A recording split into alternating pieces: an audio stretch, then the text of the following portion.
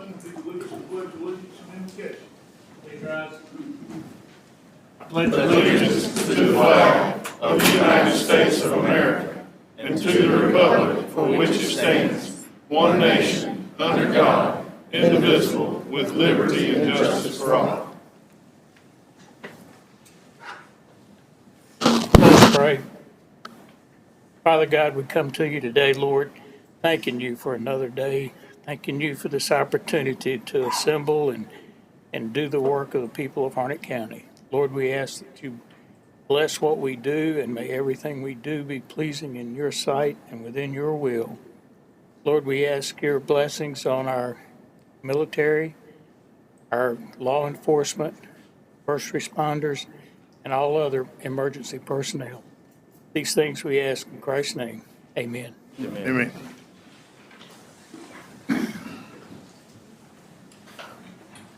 All right, item number 3, discuss a request to approve the fireworks application for Pyro East Coast, Inc. for Anderson Creek, POA. Good Mayor morning. Smith. The first one I've got is for Anderson Creek. They're going to be doing that shoot on 6/29 of this year, and it meets all of the fire code compliance and safety issues that are required. All right, thank you, sir. Put that on the consent agenda. Clerk. All right, again, Mr. Smith, item number 4, discuss request approval of fireworks for the same company for the Lillington 4th of July show. There you go. Same company, meets all the safety and fire code compliance issues. Same company that's done it for years, actually, and no issues with the permit. Okay, consent agenda. Madam Clerk, consent agenda. All right, item number 5, discuss a request to approve Benson responding to EMS calls as first responders. Okay, go ahead. All right. Just like West area a couple weeks ago, Benson Fire Department, they do have a small area within Harnett County that we contract for response for them. They've also decided that they would like to run first responder EMS calls within the county along with our folks. Again, meet all the requirements, and they're looking probably back to the board in July, because in July they're going to start, they'd like to run EMT level calls within the county, but right now this is just for first responders. And Okay. again, they meet all the requirements. Would I'd like to leave that for further discussion for next week, please. Okay. Are you in agreement with that? Yep. Madam Clerk? All right, item number 6, developmental services, a briefing on upcoming public hearings. Mark's not here. They hadn't made it in here yet, so we'll, if it pleases the board, we'll just leave that open and come back to it when the staff gets here. Everybody okay with That's that? fine. Okay.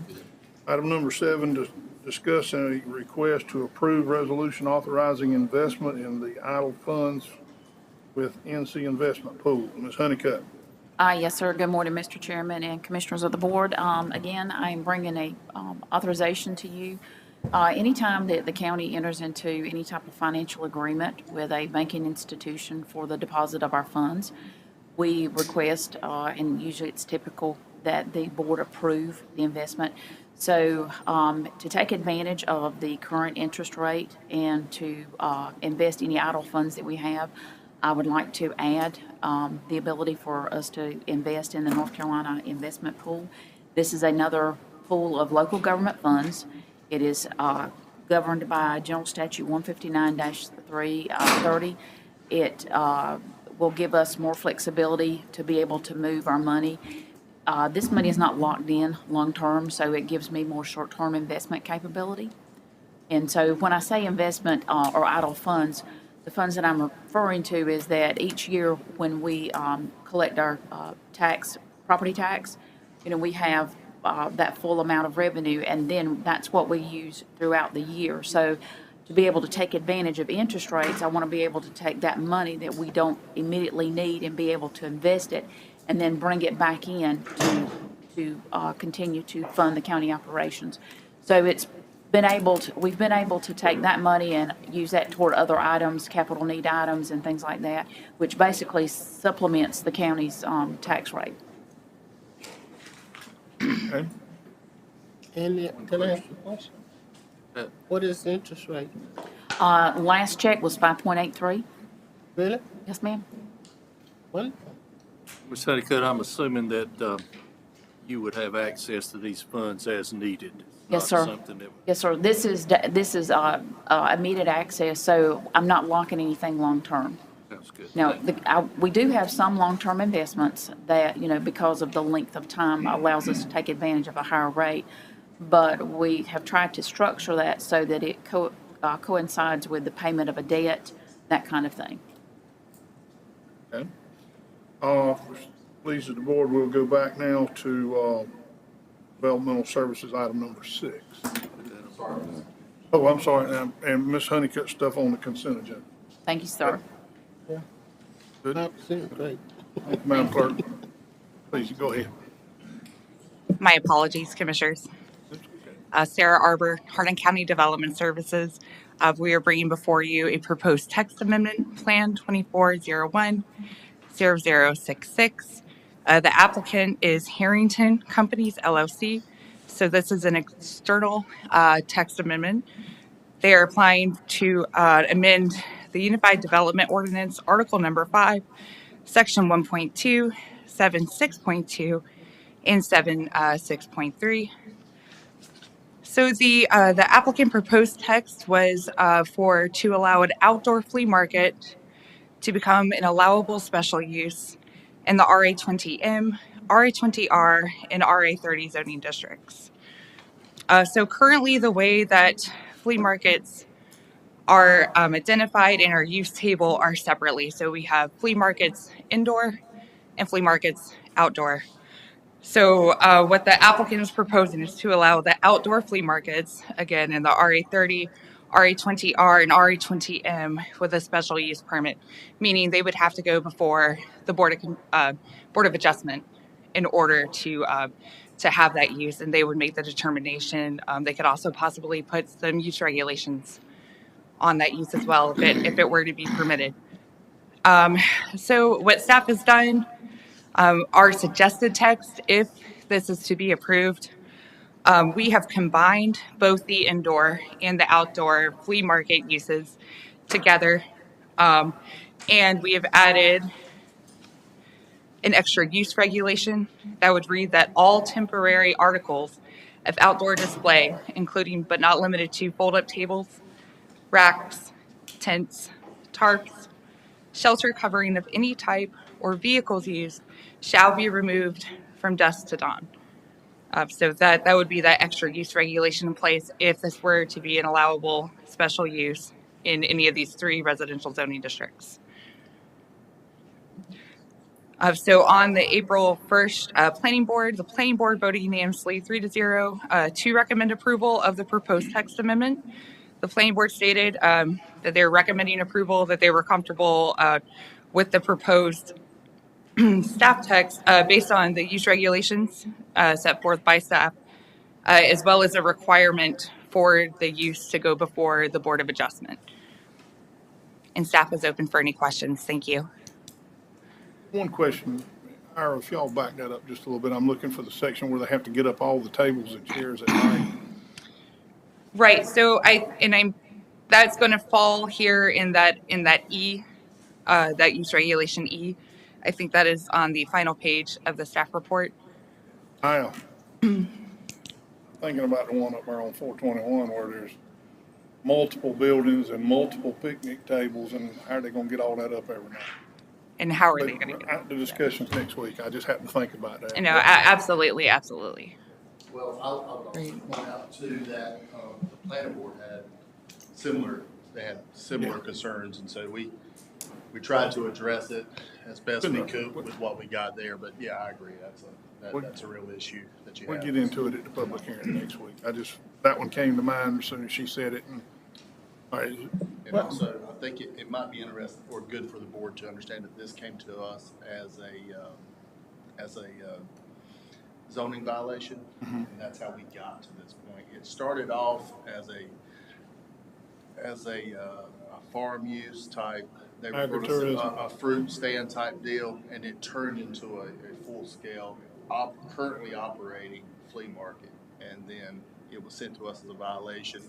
So they're not allowed to do that, so they're having to go through this process in order for it to become legal. So just so the board has full awareness of how it got to this point. Consent agenda. Yeah, I do want to ask a question after the Board of Adjustments approve it, does it still come back to us or what? You all make the final decision. So it won't come back before the Board of Commissioners at that point. It will not, but it will go to staff to do a full technical review.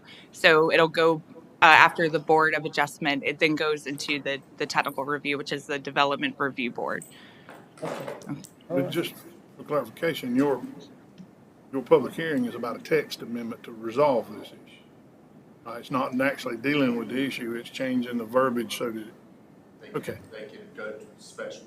yeah. So it allows them to even apply. I didn't mean to jump in. Well, I knew. Then the Board of Adjustment will make a decision whether to do it. And what Sarah said was, once they if they do approve it, then it would come to us to go through site plan review. Okay, got you now. The consent agenda on the public hearing? Public hearing. Just a separate public Yeah, hearing. on a separate public hearing. Madam Clerk? Thank All you. right, thank you. All right, I can cover number 8. okay. Number 8 is discuss a request to approve an award of Glock Model 17 service weapon to Major Robert Wilson upon his retirement. So, yes, it's standard practice for this request is something that happens with many officers that are retiring, that we allow them to retain their service weapon as an award from the department for the time served. Okay? Consent agenda for that. And we'll put that on the, yeah. Consent agenda, Madam Clerk. All righty, number 9, discuss a request to apply for and if awarded to receive an NCOSBM Register of Deeds Preservation Grant. Mr. Willis. Good morning, Chairman, Mr. Vice Chairman, Commissioners. First, I just want to take a moment and say thank you for what y'all do, making the tough decisions to help move Harnett County forward. This is the second time in the last couple of years that NCOSBM has offered a Register of Deeds grant. I'm here seeking your approval to apply for the grant. When awarded, accept the grant. It's a $2,000 grant. It's not a lot. It does require matching funds, but I'm not asking the county to match that. I have an automation fund that I'll match those funds for. And if there's any questions, I'm happy to answer them. What are your thoughts of how to use those if they're awarded?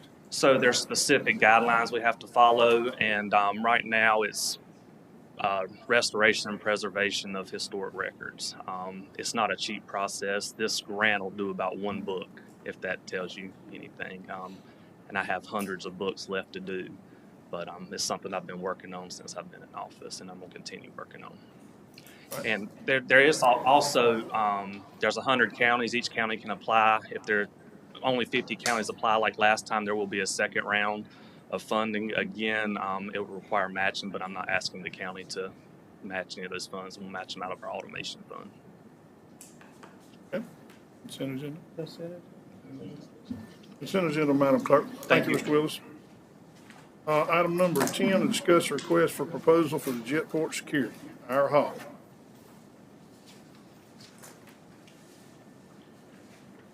As fast as everybody else has been, I'm afraid I'm gonna take some time. I know. Sorry. You're fine. I do have a presentation it's on the desktop, Melissa. I didn't get a chance to do it ahead of time. It should be Jetport Security somewhere there. Maybe that one, yeah, that was it. So just a quick overview of the RFP that we sent out. We wanted to add capabilities to our security system at the Jetport. We wanted to specifically expand the smart, or the new buzz term, AI capacity and capabilities to the cameras, and to correlate our access control system to the cameras. That's really was the goal of this, trying to make it easier to gather data and make it usable to our staff. So we want to be able to identify visitors and staff as needed, alert key personnel like Greg or myself or somebody of abnormal activity. And we also wanted to bring together the door access and that camera data to make things correlate a little easier and make the data more usable and friendly to quickly determine what's going on at the airport. Underneath of that particular side of things, we gave them 3 different options. Option 1 was to keep everything we currently have and just layer on some good technology on top of that. So we didn't have to replace cameras. We don't have to replace door access control panels. We don't have to replace anything that we currently have and repurchase new. It was just going to do some good software with our camera systems and card access logs. The second option was to replace one of the 2, so door access controls or cameras. That's kind of the next preferred option. So if they felt like our cameras or the door access control wouldn't provide the information that they needed to be able to correlate the data and make things as smooth and cool as possible for the Jetport, and they could replace one of the 2. And of course, the third option was replace everything we got and bring in brand new stuff that would work cohesively together with no question marks. And then along with that, we gave some add options. So the chemical detection system, that was an optional thing they could add into the RFP. So that way, if there was a gas or a spill or something like that, we could potentially detect that. Use some of the sensor capabilities that are out there now to just see what's going on. And then also, of course, they would be able to correlate that back to a camera. So, for example, if gas was leaking out of the gas tank, hopefully a camera would be able to see that too. And just be able to correlate that data back based on the sensor and things. And the last piece was a 24/7 human monitoring. And actually, none of the respondents specifically addressed that in the cost. They all said they could do that. So that would be, instead of Greg getting the immediate alert from the system, there would be somebody, an intermediary security company that would look at that, see if it was data that needed to be passed on to our personnel to do actions on site. So, but no one responded to that piece of it, so we'll just kind of leave that out. But I just wanted to mention that we asked for that. All of them said they could do that, but cost varies depending on what we really want. There's a lot of variables in that. So that's it. And I put pieces of paper in front of you. I apologize for that. I'm an IT guy. I hate paper. But we had a few demos late last week, and I just couldn't get it all together to get it to Melissa in a timely manner to put it in there. So that's for you guys to be able to take home and peruse, read for the next few hours, make sure I made a good choice. But we'll just go over it right fast.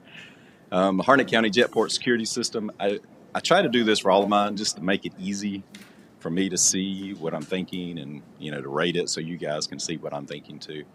Of course, overall cost is a big factor in everything.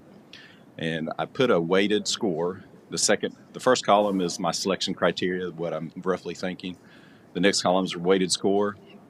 And so I put, of course, a 25% weight to the overall cost. So that's an important factor. And then the next few is how I rated each one of the companies as they responded to each of these.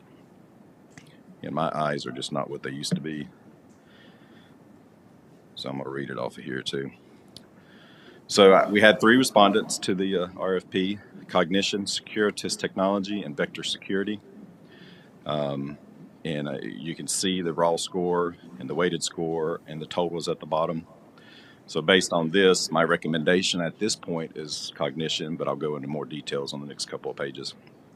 So the overall cost, Cognition was a lower cost over the 3-year period, and you'll see that on the next page.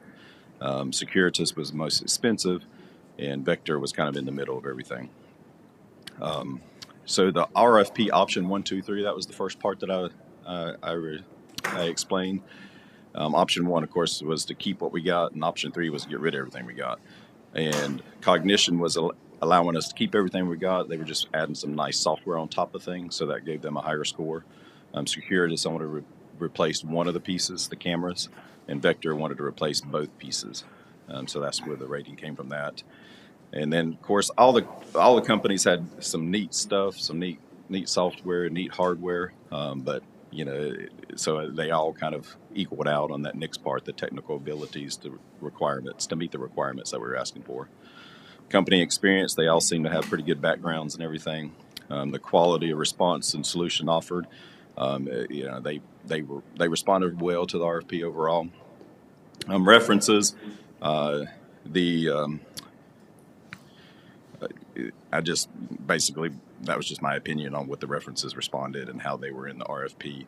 The other 2 Securitas and Vector were a little lower, just because of the references that they gave me. They either used the product but didn't use the vendor that had recommended it. So like Cognition, they use, I'll just use Cognition as the example. They use Cognition, but they didn't use, well, that's not a good example actually. Anyway, they used Securitas to implement the product, but they didn't actually use the product, or vice versa. They didn't use the camera product, but they didn't use Securitas to implement the product. Does that kind of make sense? So it just wasn't good apples to apples. But they were all good recommendations for the product or the company themselves, but it just didn't make me feel better about the whole package. Chemical detection system capabilities. The Cognition and Securitas had responses within that. Vector Security could do it, but they didn't have a response within the RFP, so that's why theirs is so low. And then, of course, they includes third-party monitoring service of the system. That was where none of them truly responded to it. They all said they could do it, so I just gave them some low ratings on that. So that really didn't play into the factor of all this. So based on my weighted score average here, we're looking at Cognition as a whole. On the next page, you'll see the cost. If you'll turn the page or look at your screens, whichever. As you can see, over a 3-year period, Cognition is quite a bit cheaper than Securitas. And Vector Security, they did not include the year 2 and year 3 costs within the RFP. And I asked them through our demo what the year 2 and 3 costs would be, but they really couldn't give me a clear answer even through the demo, so I just left that off. But normally it's at least a 20 to 25% cost of the original factors, and then of course they didn't put in the chemical sensor and some other things. So just based on what I know, it seems like Cognition is going to be at least equal to or lower than the Vector Security over a 3-year period. And then the last one is just some pros and cons that I listed out.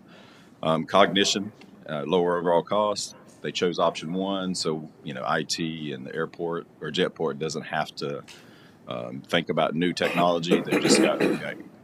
They're not replacing the cameras, so we can still work our cameras the same way. They're not replacing our access control, so we can still understand how that works. No learning curve there. We're just layering on some software that's going to gather data and look at our cameras and know what's going on there. And then the only con was on Cognition was the chemical detection system wasn't as robust as what the other two were offering. Their sensor selection wasn't as cool. Honestly, it just didn't do as much. It didn't see as much. There's some more options they could add on, but within the RFP itself, they didn't put that in. Securitas, they included something called a Halo smart sensor, which was a pretty amazing piece of technology. So that was one of the best things they put in there. This one sensor would detect gas, leak, door opening, closing, all kinds of crazy things, wind, and all that stuff. The guy that I talked to about that particular sensor, one of the references I called, he said they put it in bathrooms at school systems to see if somebody's vaping. So that's just random things like that they could use it for. So that was kind of interesting. They did choose option 2, which only replaced one of our 2 core security things out there. So that was a better choice for us overall. I left in as this happens when you reuse an old document. They don't know our fiber infrastructure. That was from a prior one. So if that's in there on you guys, you just ignore that. Just mark that out. That was from a fiber bid that we did. Their cons was, of course, the highest overall cost, and they also replace our camera security system. So it's something else that we have to learn and understand. And then Vector Security, the biggest pro about them is their current Harnett County vendor, somebody that we work with, good folks, good people, but the response just didn't meet all of my criteria. They chose option 3 to replace everything, was a big con. And they really didn't include the chemical sensor in the response, but they said they could add that in. So, any questions, thoughts on that? Okay. So, we want to put this on as just on the consent agenda for cognition, or how do you want to do this? Good? I think we ought to vote on it separate item. Do what? I think we should vote on it as a separate item. Okay, put it on a separate item. Got one question, kid, before we. Yes, sir, go right ahead. So just a question about the cameras. So we'll have monitoring, so there'll be an alert if there's an issue. Now, the cameras we currently have, will they be of quality so that we'll be able to see more than a shadowy figure or be able to make some kind of identification? Yeah, they're fifth generation Ubiquiti cameras, and I don't remember all the specs off the top of my head, but I believe they're 4K with like 8 megapixels and lots of other cool numbers to go behind it.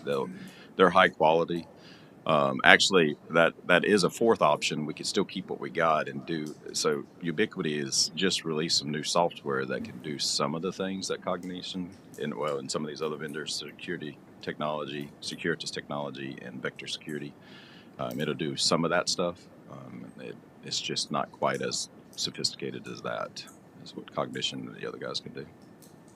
But if we,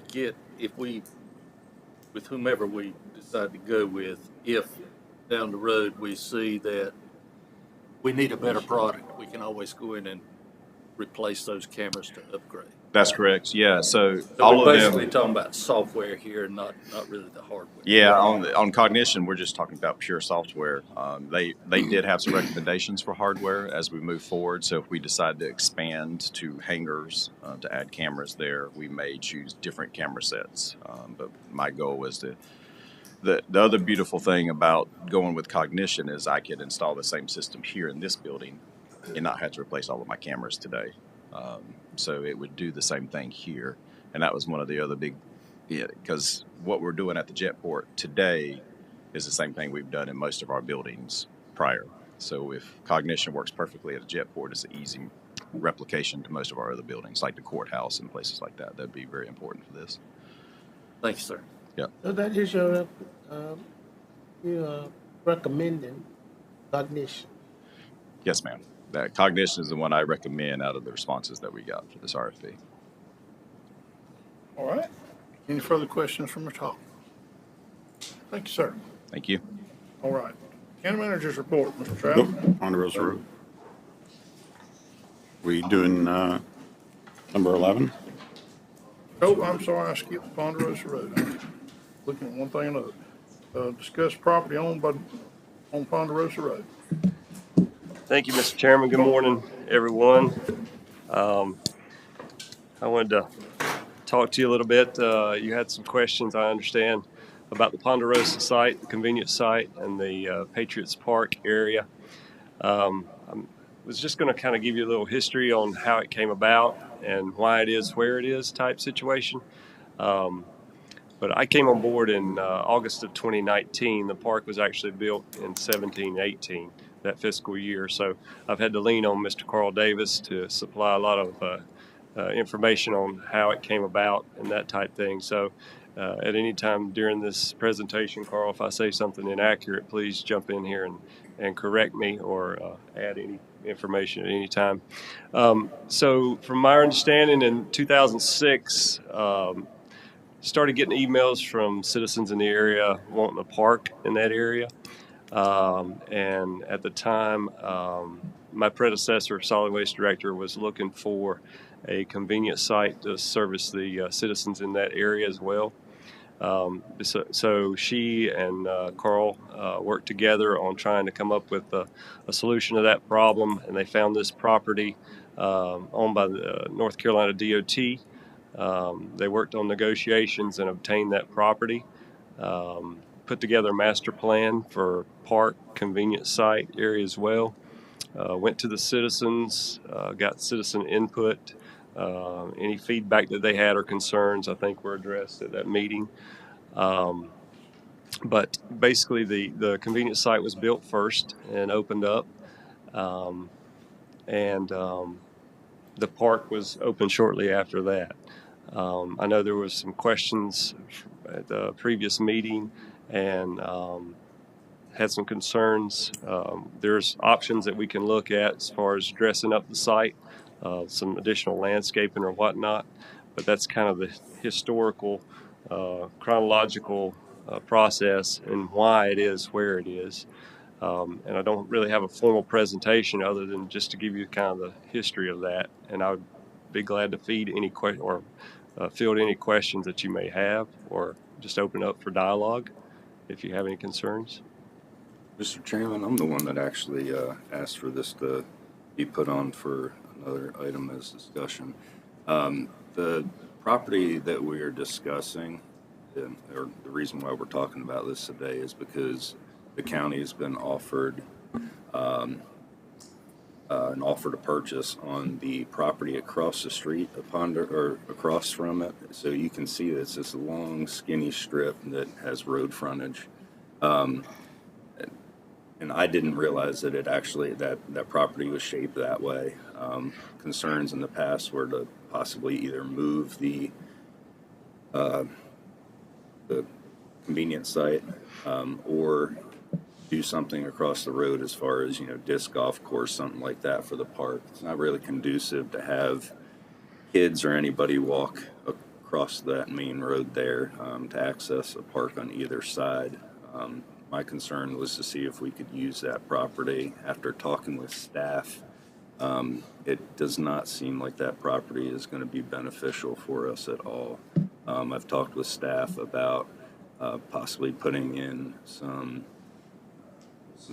privacy, some screening, and maybe addressing the ingress and egress for the dump site as well as the park to change those up. My recommendation would be that we would go ahead and advertise this property for sale, or not advertised for sale, but to go ahead and put in the upset bid process and allow this process to continue for this person to possibly purchase this. And my recommendation also, maybe in the future, would be to use the money from that sale to go towards the project of dressing up kind of the entrance there for the park, as well as possibly another ingress or egress for the site. I agree with what, I agree that we should begin the upset bid process for this property. However, if you look at the pictures of, and you may not have them, of Johnsonville, Ponderosa site, it looks pretty doggone good. It looks better than anything else in the county. I don't know why we need to spend money dressing up something that may not need dressing up. It's the newest one we've got. But the park, though, is the issue. You have citizens that have to drive through a convenience site to access the much wanted and needed park out in that area. If you take your kids or drive through there or have ball practice for softball or baseball teams with Western Harnett Youth Rec, that's one of very few fields that we have. It's unsafe to have people coming to dump their things when you're out there with children. Kind of like to keep them a little more separated than what they are.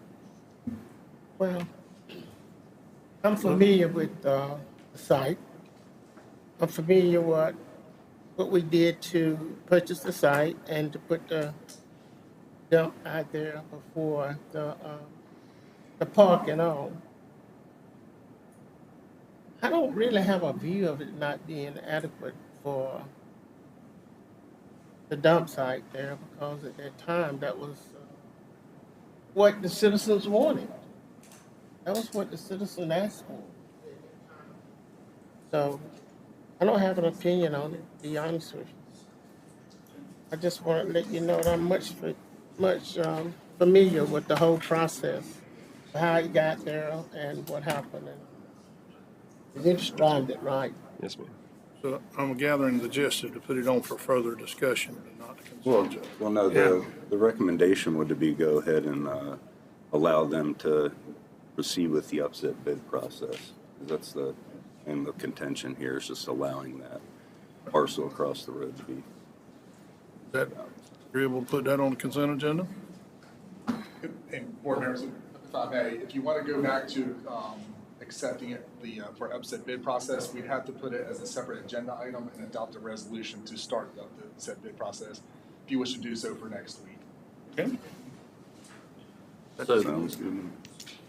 so if I understand it correctly, then we're basically talking about two separate items now. We'll go ahead with the resolution as we discussed last time regarding the offer we've had on this property across the road, and then we'll have further discussions on what, if anything, we can do to help with the, I guess, the getting to the park, to the fields, past the convenience. Yes, sir. So, clear to put it on the consent agenda? Two separate lines next week. One for the, what he's saying, about the. Yeah, we'll have to do that as a separate item to Separate vote item. on the Okay. resolution to start the All right. upset bid process. Yes, sir. Madam Clerk, you got that? I just want to make some correction. It's not a field because that site, that convenience site there, it's right there at the end as you come in. As you come into the park. So, it's okay with me. Mr. Davis,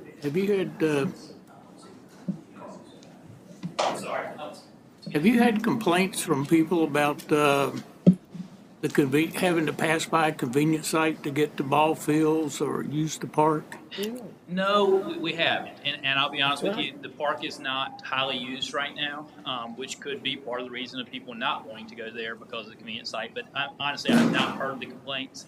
It's probably one of our less used parks right now just because of where it's at, and people maybe don't even know about it. But no, we don't get a lot in our office about it other than little small stuff of like they would, obviously we need more grass out there. The park is still in development. We put it in 21, or opened it up in 21, and still, even at that point, we're still trying to develop it. It was not great when we opened it. We were still trying to grow grass, and honestly, it's a very hard panned area out there from all the grading that we had to do. That we're having trouble to get even grass to grow, so it's not in the best shape. And that's what I was talking about today. Obviously, something we want to do to make it better, where people do want to go to it. But at this point, we have not got a whole lot of complaints. Okay, thank you. All right, do we need, that's all action on this one. Are you gonna be here a few minutes?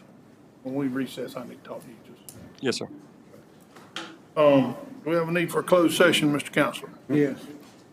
Oh, I'm sorry, I've done skipped somebody. You're moving along. I hate to stand in your way here about moving this meeting along, but Ground's covered. Y'all have to bear with me today, please. thank you. I just wanted to comment, last week I went to the North Carolina Airport Association Conference and wanted to report back. Made a lot of good contacts. There are new vendors that are coming along that provide some services that I think will enhance our jetport in the future, and so look forward to discussing those items with Greg and seeing with the jetport board about potential changes we may want to make there. Had a lot of good updates from the Department of Aviation and the Federal Aviation Administration. They're working hard at getting our airport improvement grants out, and we have some plans in the future to utilize that funding and working with our engineers in order to be able to utilize almost $900,000 worth of airport grant money that'll be coming down the pike. Also learned a little more about construction manager at risk and design build options. That is something that is starting to become popular. Even the Department of Aviation is starting to do a little more with that in order to streamline their process and move projects along at a quicker pace. So we'll be looking at that as a potential option in the future for airport projects. Last thing I had was quick reminder that the Lillington Rotary Club will be having their annual Cornelius Harnett Gala here in the Resource Center Library facility for the first time. They typically have it in the Commons, but they have a pretty good crowd coming, and so we're going to have it over here, and hopefully it'll be a good good event. And so that's Saturday at I think it's 7 o'clock. What day? Saturday, this Saturday. If you need tickets, you can see me. I can access those. Thank you. All right, anything for the manager? Now we'll talk about a closed session. Mr. Chairman, I move that the board go into closed session for the following purpose: to consult with the county legal staff in order to preserve the attorney-client privilege concerning the handling of certain litigation, including the following listed case. Gray Wolf Homes LLC versus County of Harnett. Harnett County Superior Court file number 23 CVS 004-055-420. I make this motion pursuant to NC General Statute Section 143-318.11A3. Second. Motion has been made and properly seconded. Is there any further discussion? Hearing none, all those in favor say aye. Aye. Opposed? Ayes have it, Madam Clerk.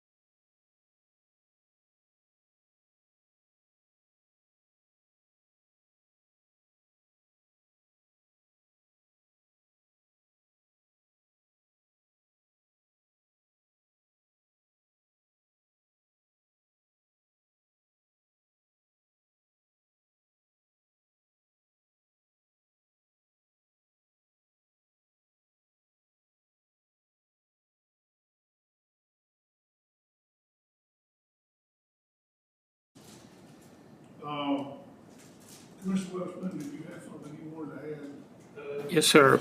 I'd like to go back to item 10 on the agenda for just a moment. I believe that one of the investors for Cognition, I'm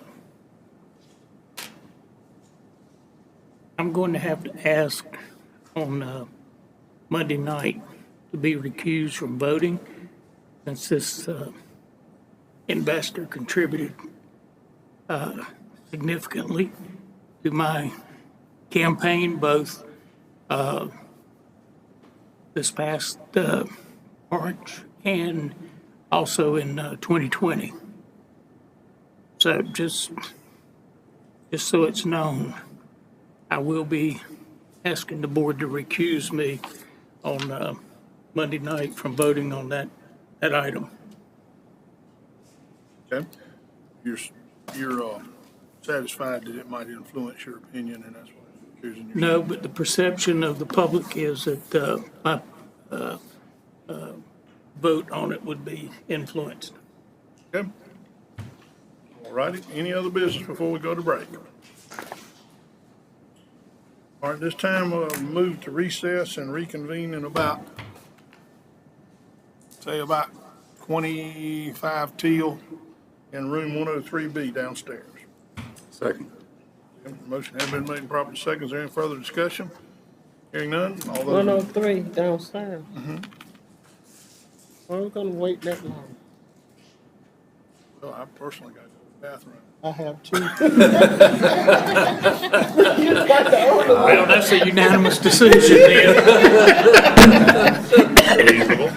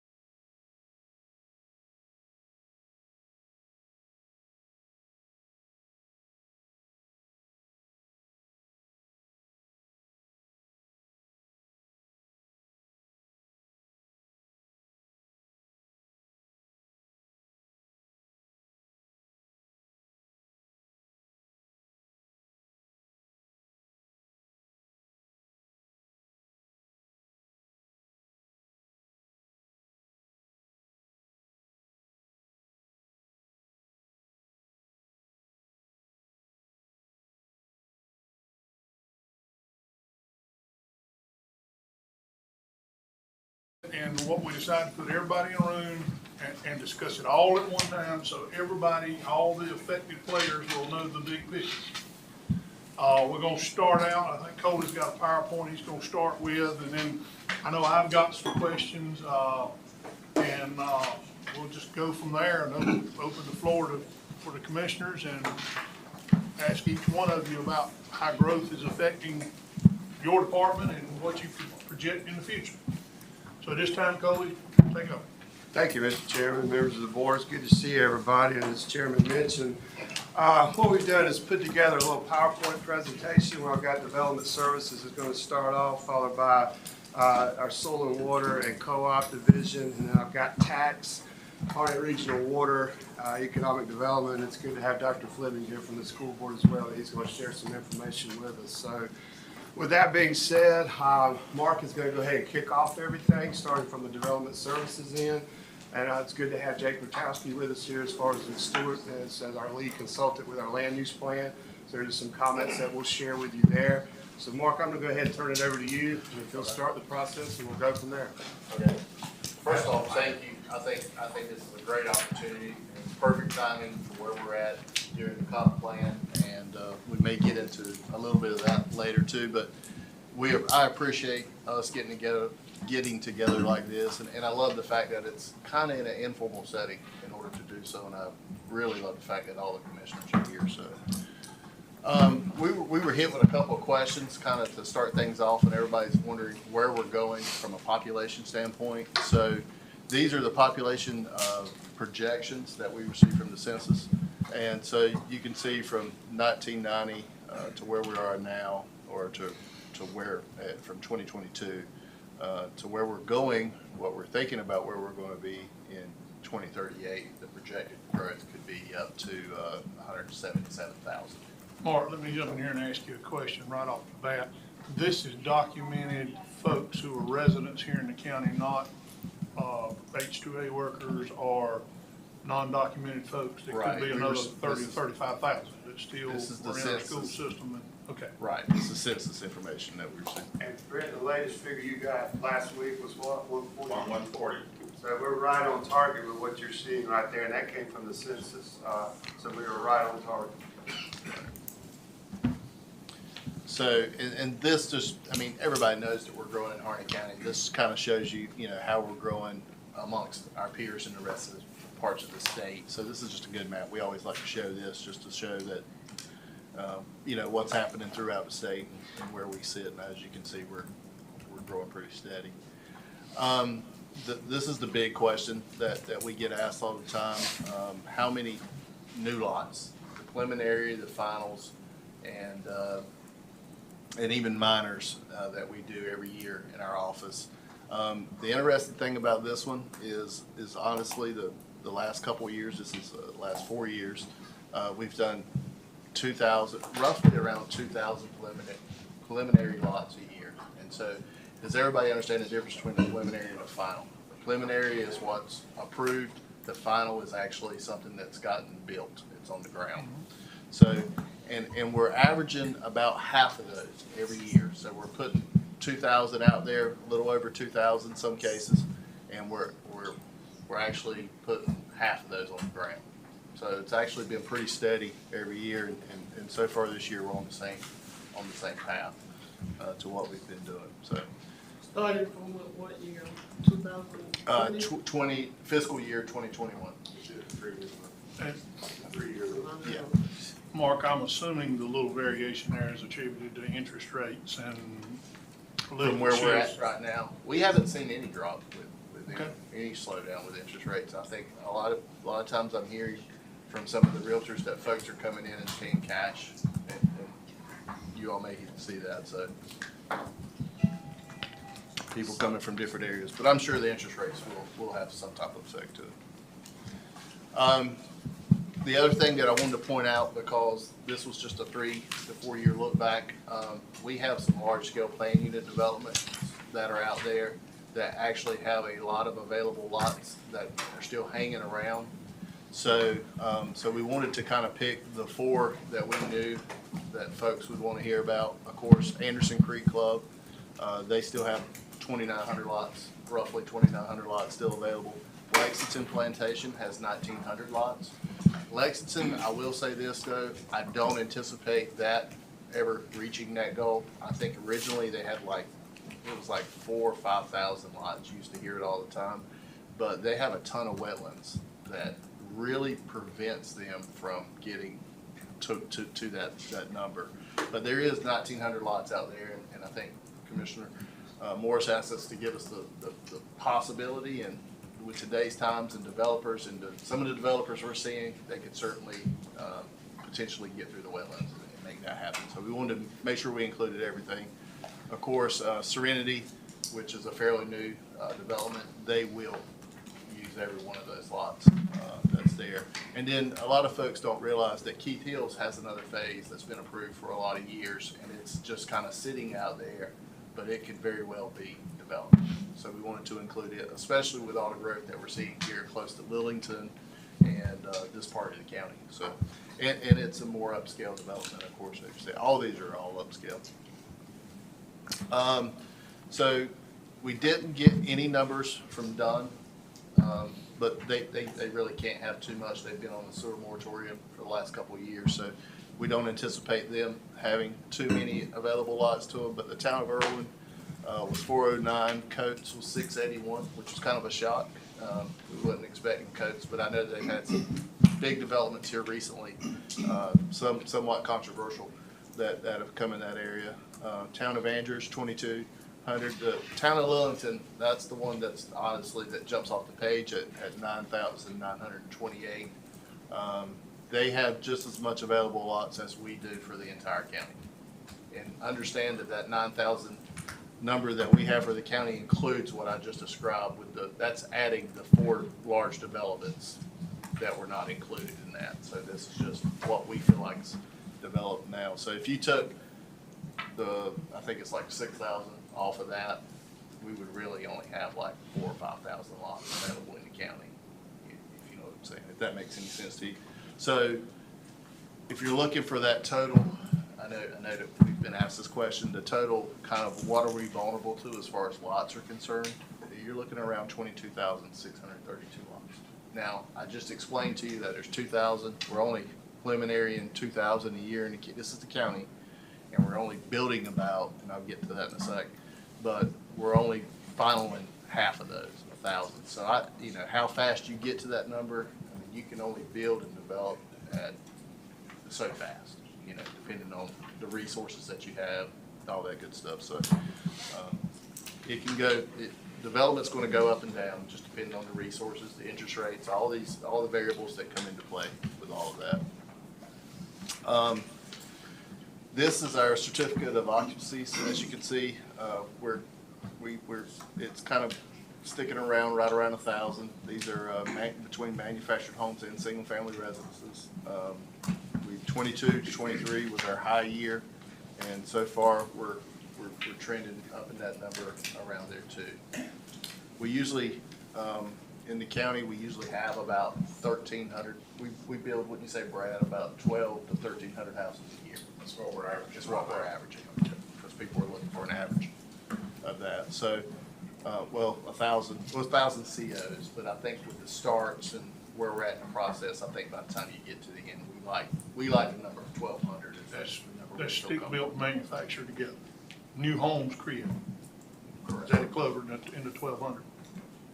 Yeah, and multifamily as well. We don't do a lot of multifamily in the county. Matter of fact, in the last 3 years, we've only had like 85 townhomes in the county. But that's in the last 3 years, not saying as a whole, but just recently. Now, we anticipate that increasing as townhomes become the more affordable housing option, because as we're well aware, we got some affordable housing issues going on, and part of the way that you handle that is through different options with housing. And so townhomes we expect that'll become a more affordable option, because single families right around 300,000. Townhomes can sometimes get you into that 250. Nice starter home for a family just starting out. So we expect a small increase there. I thought it was important to show this map. This is a heat map. Everybody's kind of aware of a heat map. They're kind of easy to see, especially from a good distance, but it shows you where all your development's kind of where it's happening throughout the county. Obviously, it's a no-brainer. A lot of stuff's happening along the 210, 401 corridor, and then over in the western parts of the county. So you can see where most of our growth is. But I like to show that because I like to show this map.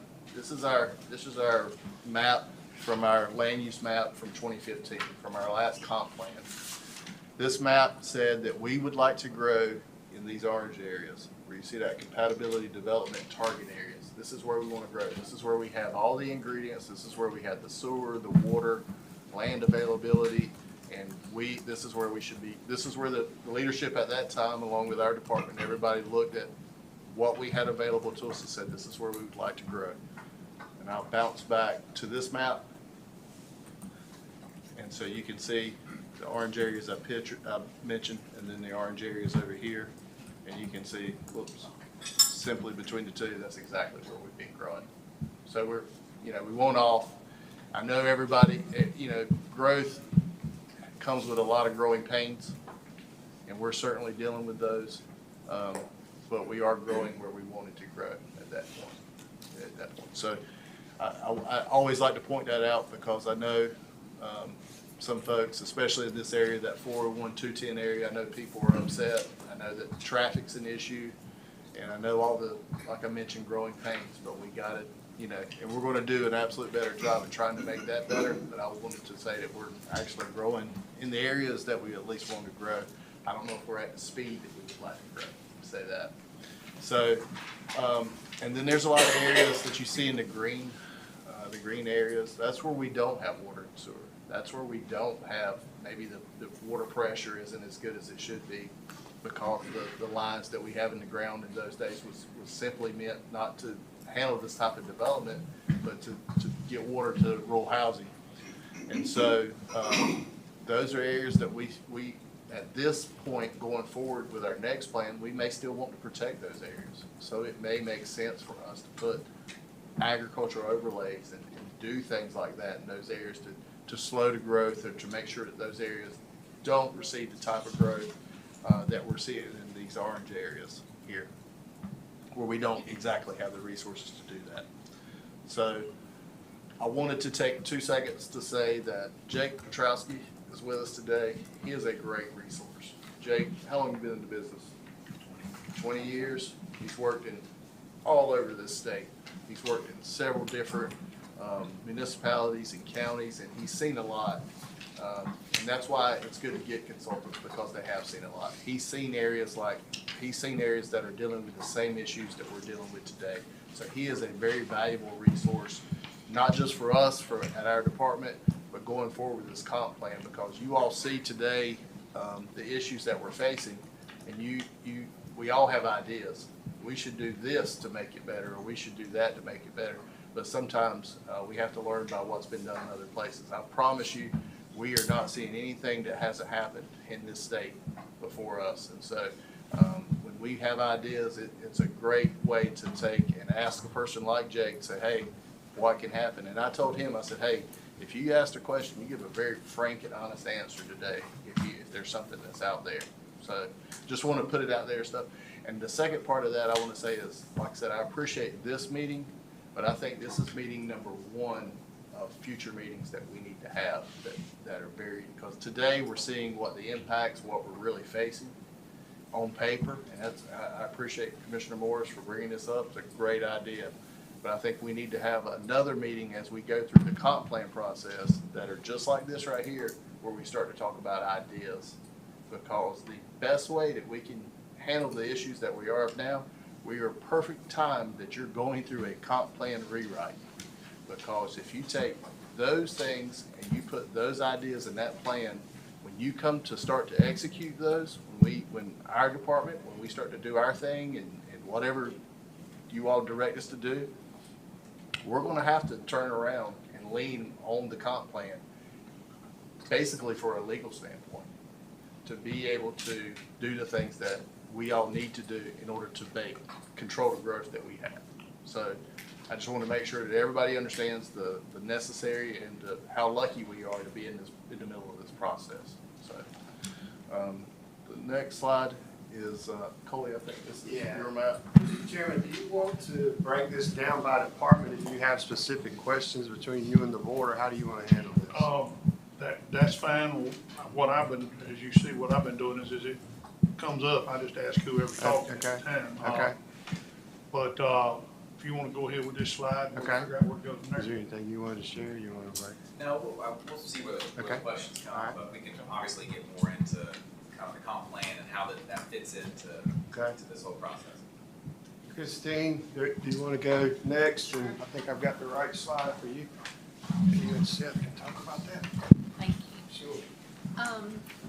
What I compiled here was a list of parcels over the, just several decades at this point. What you'll see there is I found some data from 1998 that indicated we had roughly 45,000 parcels at that time. In 2002, we went to our current appraisal software. So at that time, we were at 53,000 parcels. And then I wanted to take it kind of from a decade approach that far back. You can see as the numbers have increased in 2020 and 2021 into 22, there was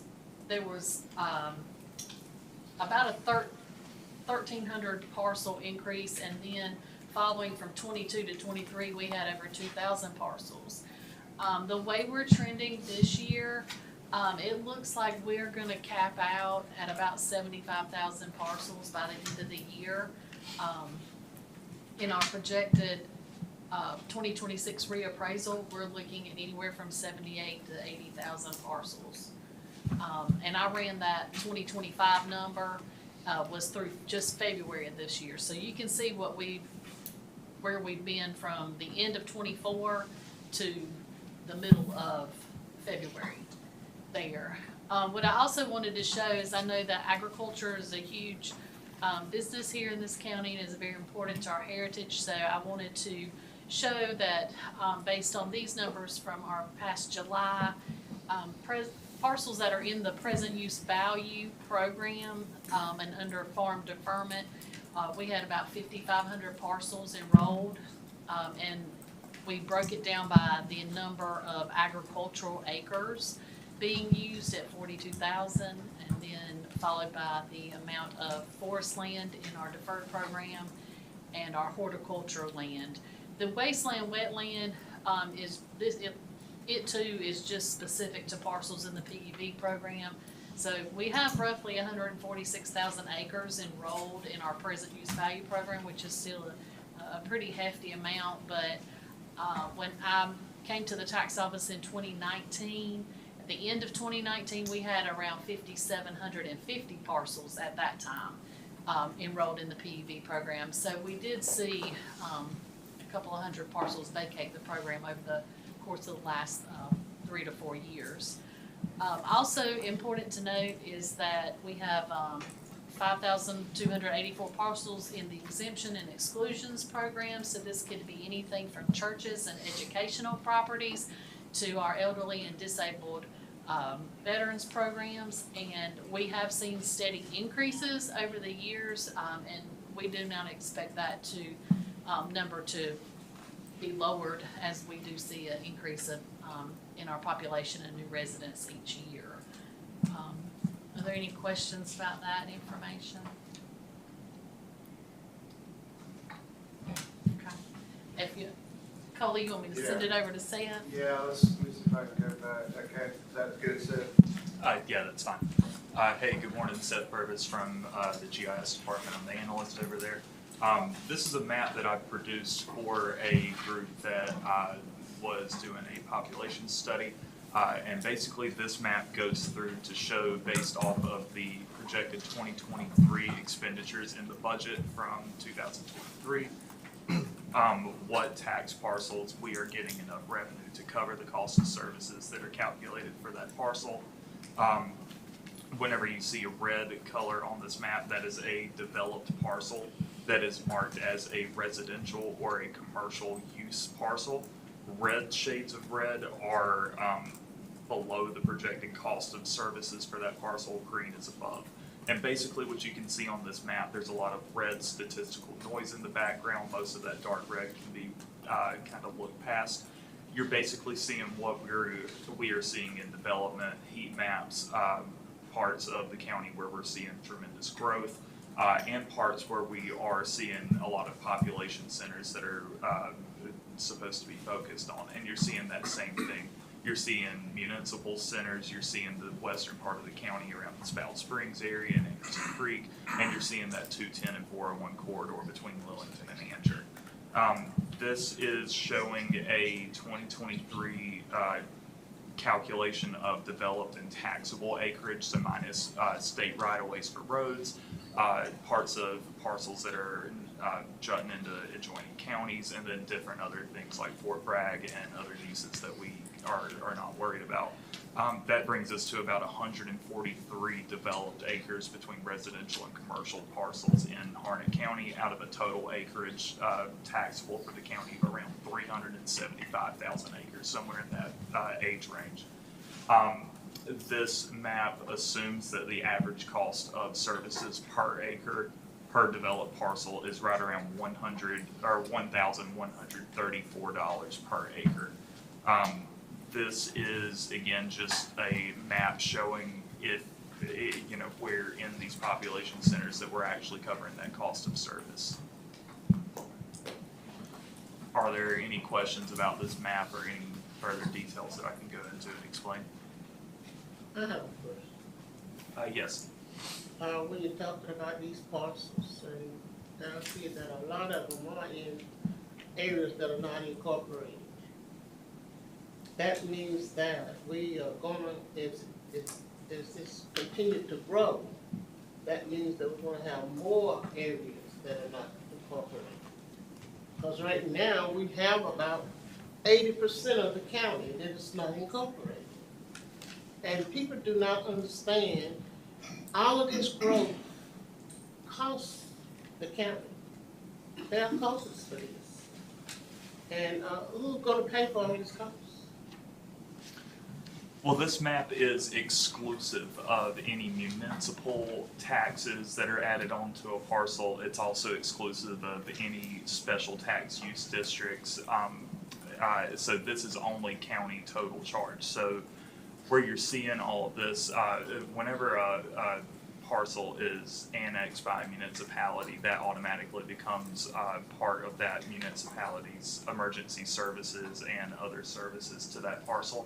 So that's covered by their taxes.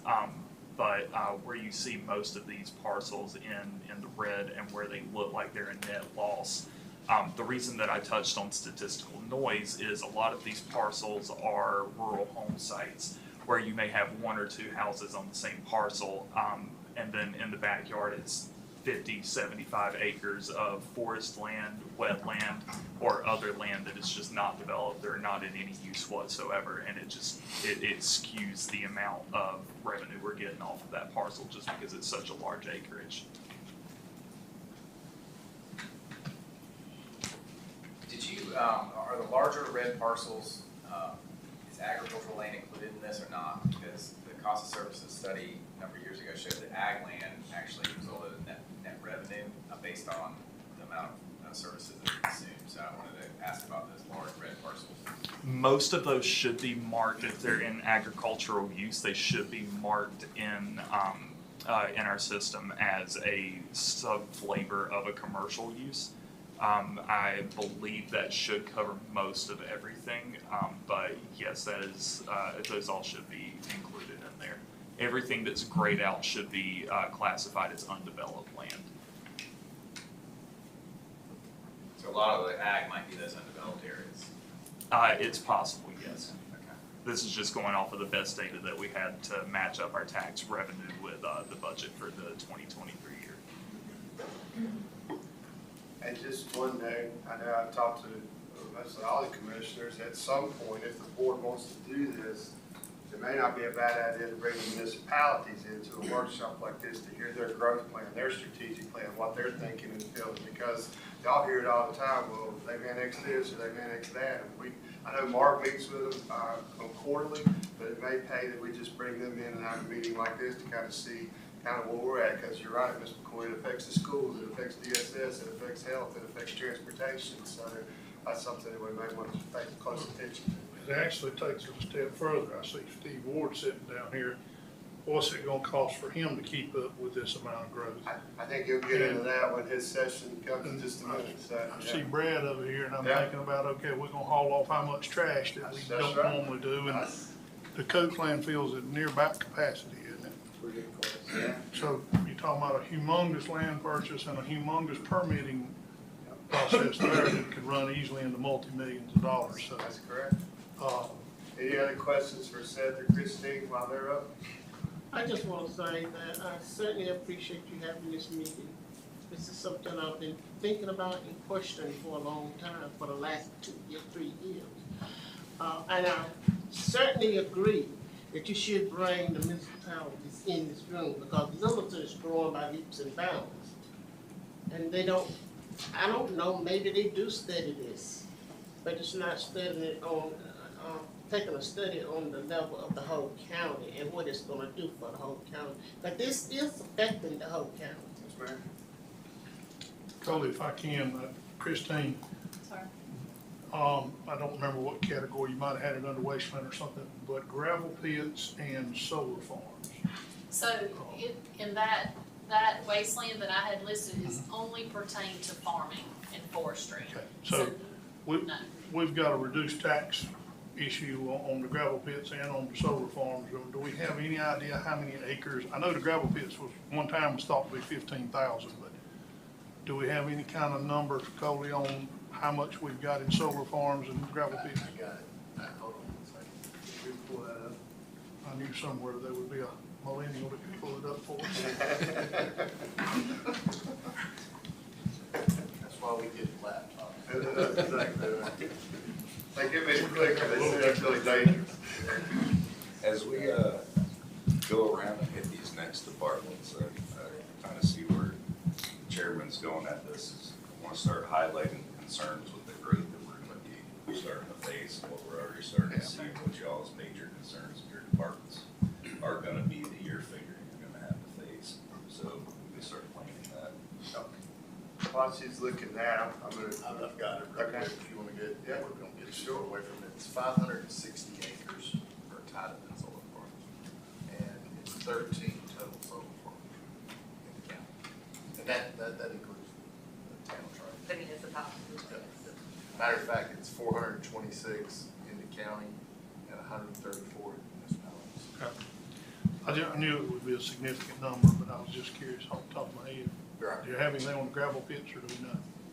I didn't get that question Okay. before. They've been here so long, I Yeah, had they- heard at one time it was north of 12,000.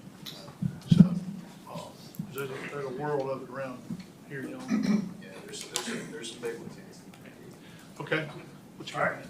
So, talk about the rubber meets the road with Brian, Lynn, and Tim. So now we're gonna talk a little about agriculture district.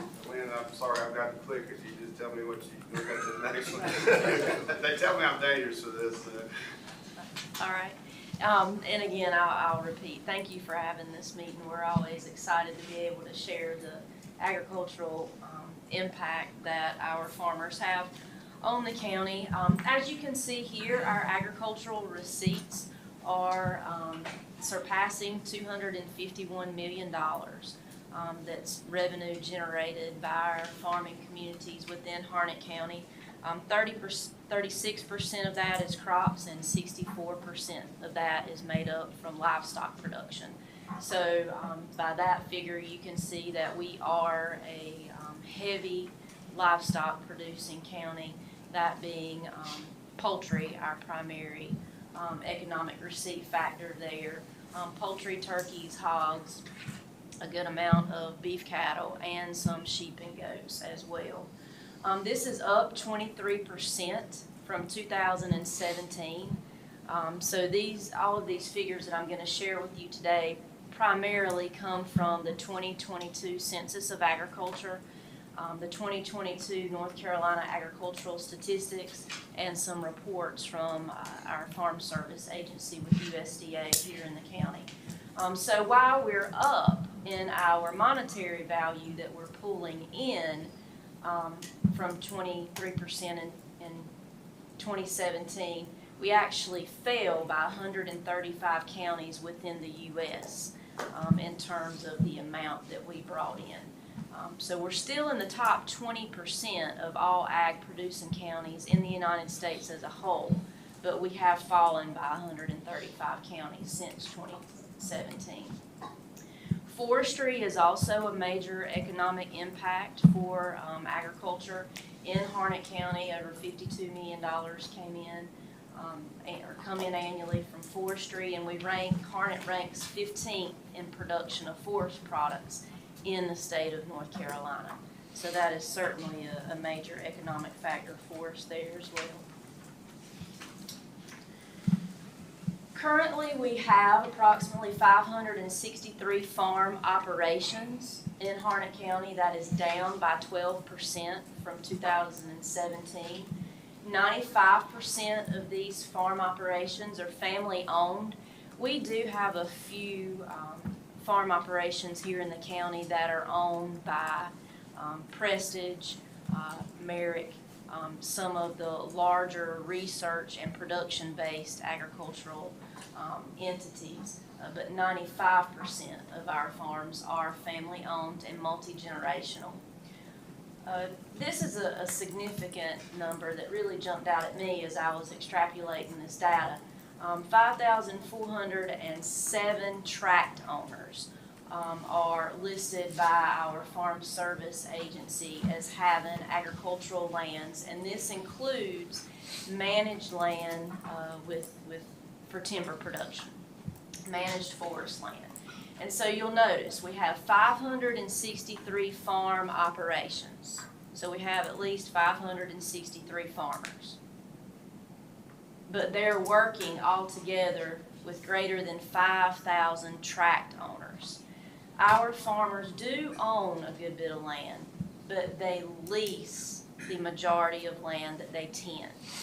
And so that figure there really shows us how out of the farmer's control the land is that they are growing our food on for now and into the future.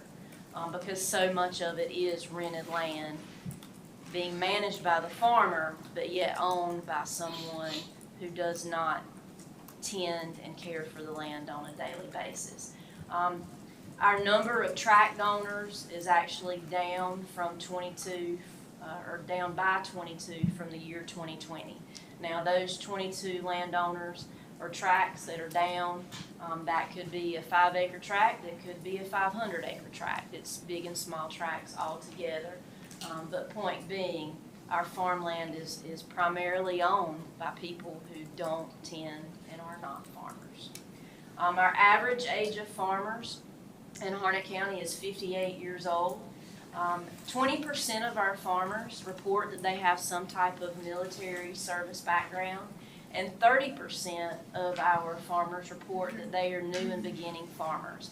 And where this is coming from, the new and beginner farmers, we're having a lot of that next generation. As you can see, the average age is 58. So they're still farming, but then they've got the younger generation that's coming in, because most of our farms here are generational. We also have a lot of new and beginning farmers that are moving into the county that haven't necessarily been here for years, but we have a big push or a big group of people that are looking acreage, and they may not be in large-scale production agriculture like we're used to seeing here in Harnett County, but they own and tend 10, 20, 30 acres, and it's still in agricultural production.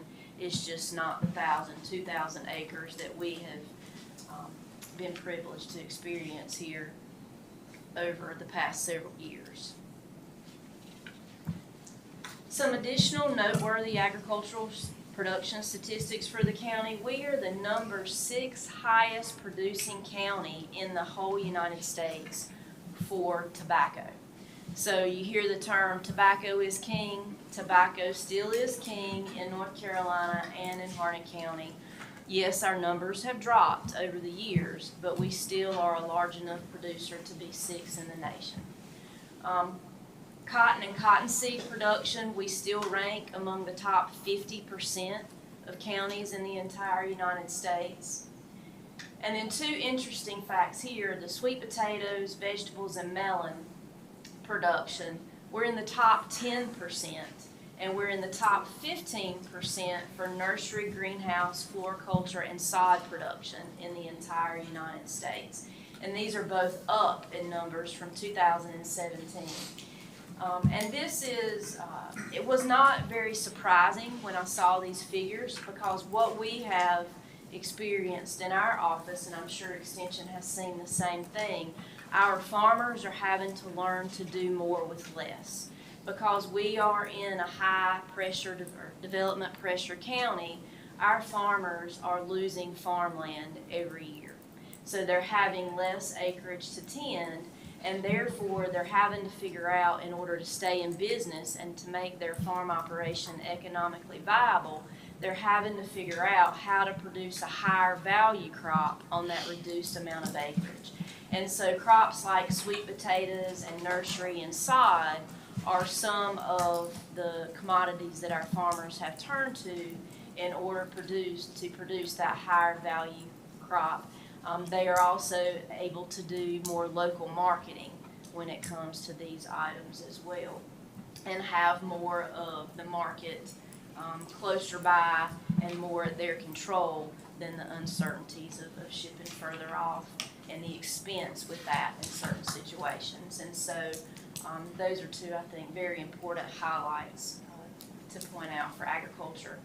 We are still in the top 7% producing of U.S. counties in poultry production. That is down 49 from 2017.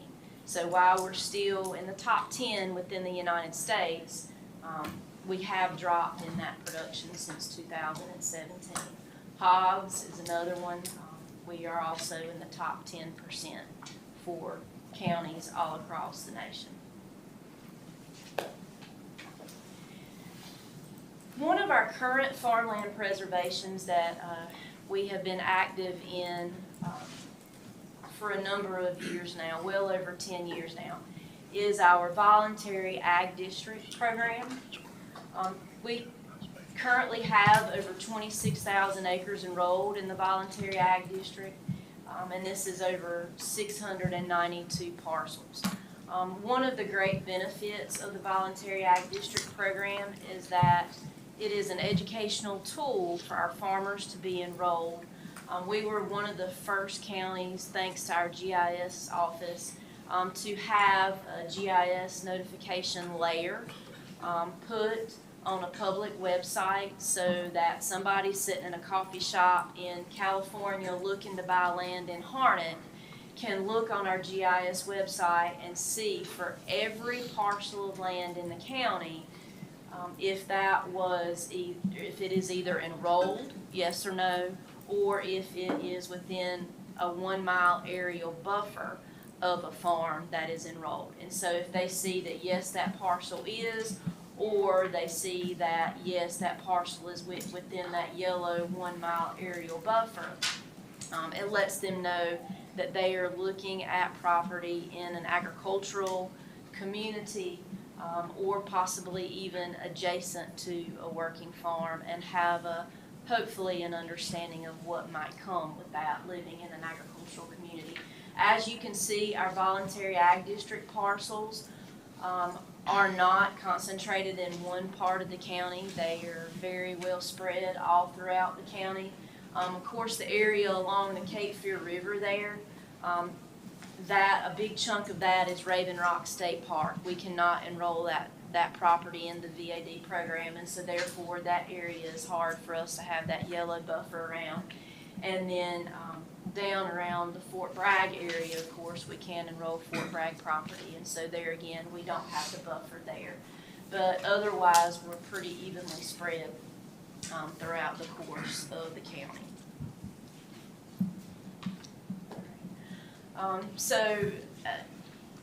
I think someone asked a while ago for us to go ahead and share as we go through our slides, sort of what can we do as a county to alleviate or to assist with some of these growth pressures that we're feeling within our departments. So what can we do? As agricultural departments, certainly we need to be able to continue to support the programs that we currently have applied. The voluntary ag districts is definitely one of those. I'm getting ready to present on behalf of our on behalf of our Agricultural Advisory Board here in a few weeks. They have asked that we propose an update to our VAD ordinance. I'll be bringing that to the commissioners within the next month or so. Also, to have the support, continued support for the present use value program through our tax office is a huge deal. The present use value tax program, of course, is established at the state level and then handed down to the counties to facilitate, and we have had tremendous support for that. To us, farmland preservation, one of our #1 tools is that present use value program. In order for our agricultural producers and agricultural landowners to have that deferred tax status. So along with that, and then support for the EVA, or for the voluntary ag district, and the potential addition of an enhanced voluntary ag district are very important parts and things that we can do. We would like to be able to move forward and strengthen our programming to fund voluntary farmland conservation easements, to keep farms from being fragmented. One thing that we're seeing, and I think this is reflected in Christine's data from our increased numbers of tax parcels from 1998 through currently in 2025, we have more and more parcels. Our larger parcels here in the county over the past several years have experienced extreme fragmentation, and our farmers are certainly feeling the effects of that. Used to, a farmer might have to travel, say, maybe 5 miles within a radius of their center farm operation in order to make a living. That would give them the acreage that they need in order to remain a vital farm. Now they're having to travel much further distances in order to secure that acreage needed to be a viable farm. And for that reason, it is certainly a hardship on our farmers. We have had some that have decided to stop farming because of that fragmentation. It's an extra expense in many different ways. And with the increased traffic that we currently have versus several years ago on our roads, it's certainly a safety concern with moving these large, slow-moving equipment on our highways. And so having programs that support keeping the larger parcels together and keep our farmland from becoming fragmented, and at the same time protecting that healthy working farmland soil that we have, is an important aspect for agricultural success and economic success for the county. Of course, staffing within county government to support these programs in order to also provide the support to our farmers that we need to strengthen our local food system is something that we're very concerned about. In terms of development itself, now, as an agricultural office, we're certainly, we don't have the breadth of knowledge that our development services team has in order to set policies and things of that nature.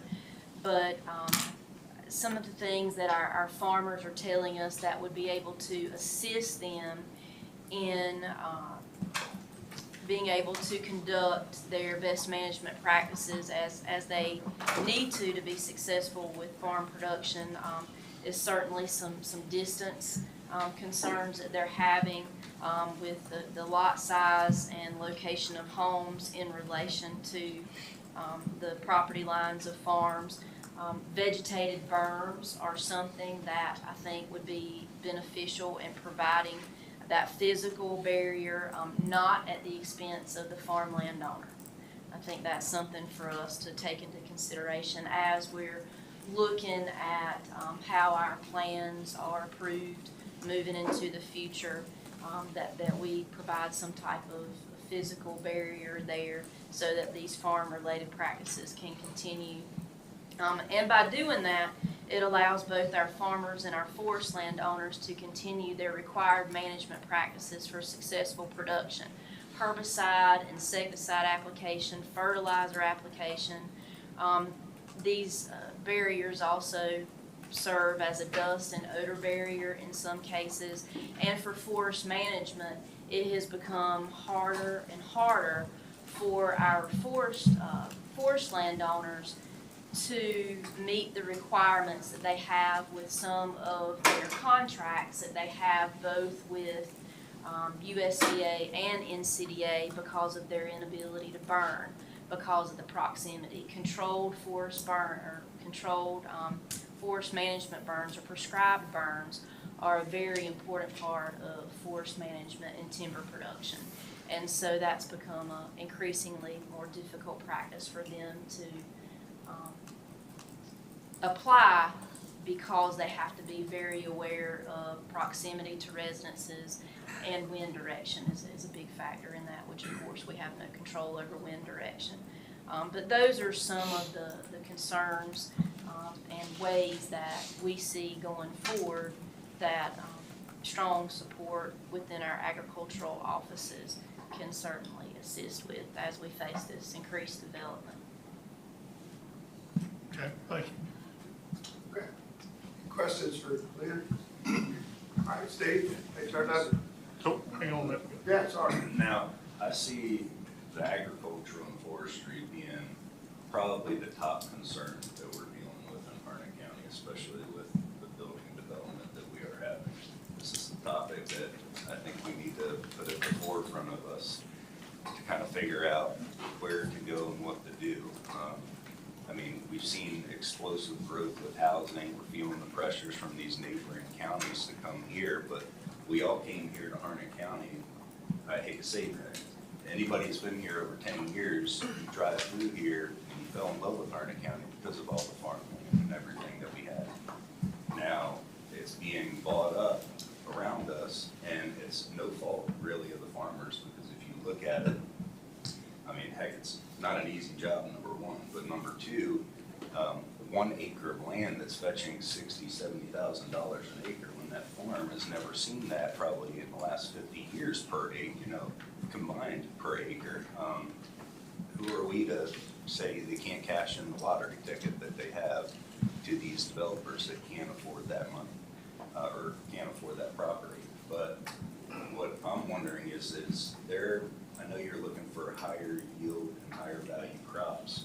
Is there other things that we can focus on to make it more profitable for them to kind of tip that scale maybe at all? Or, I mean, is it just way out of the There's a park? lot of things that we can do here in this county, and one of them, Tim has proposed that we, the county fund another agriculture position, and that's very important for us because we're understaffed to begin with. We've been understaffed for years. Their counties, we're ranked 20%, top 20 in agriculture here in Harnett County, which is huge for North Carolina. It's huge. And we only have 2 agriculture agents, where some of the surrounding counties have 4, and even some of the counties that are ranked 99th and 100 have 2 agriculture agents, which is the same we have. And we need additional staff to help. Just what you saw on the program here, we need additional staff to help those new farmers, those smaller farmers, those higher value farmers that are coming in that you saw on the program here. And we need to help the existing farmers transition into those higher value crops, which takes a lot of our time and our staffing time. And we work hard at getting a lot of grants in our office too. We can easily, this person will more than pay for itself with just the grants that we can bring in. So if you guys can do this for this county, I mean, I'm getting closer to retirement. I don't know how many more years I've got, but if there's one thing that you can do to help this county, please fund another agriculture agent here in Harnett County. Another thing that I think, I don't want to gloss over the farmland preservation program, and that is a tool that you all do not have in your toolbox right now. So We have just started in terms of the conservation easement program. We have just been awarded state funds to secure our first one, and that is actually the update that the Ag Advisory Board has asked that I bring forward to the commissioners, is the addition of an enhanced voluntary ag district, which is a 10-year term conservation easement versus the voluntary ag district is that. It is voluntary, can be withdrawn at any time. It's just a statement of intent to leave it in ag production. But within that, we are going to reflect our growth in moving forward with conservation easements and applying for those funds, and potentially other avenues for securing, and the county supports making sure that we are eligible and or competitive in those applications. There's some different ways that we can do that. And so that's actually what we're fixing to bring forward. And part of it is local funding can make Yes. those more attractive, right? Yes. There is, through the North Carolina Agricultural and Farmland Development Trust Fund, ADFP, they have, last fiscal year was the first year that they had offered this up. They have made available funding for what they call agricultural growth zones. And that is where we can secure a pot of funding that will come to landowners in Harnett County in targeted areas that we set to help secure conservation easements on working farmland in those areas, to provide them some financial assistance and hopefully financial security in order to keep that as working farmland.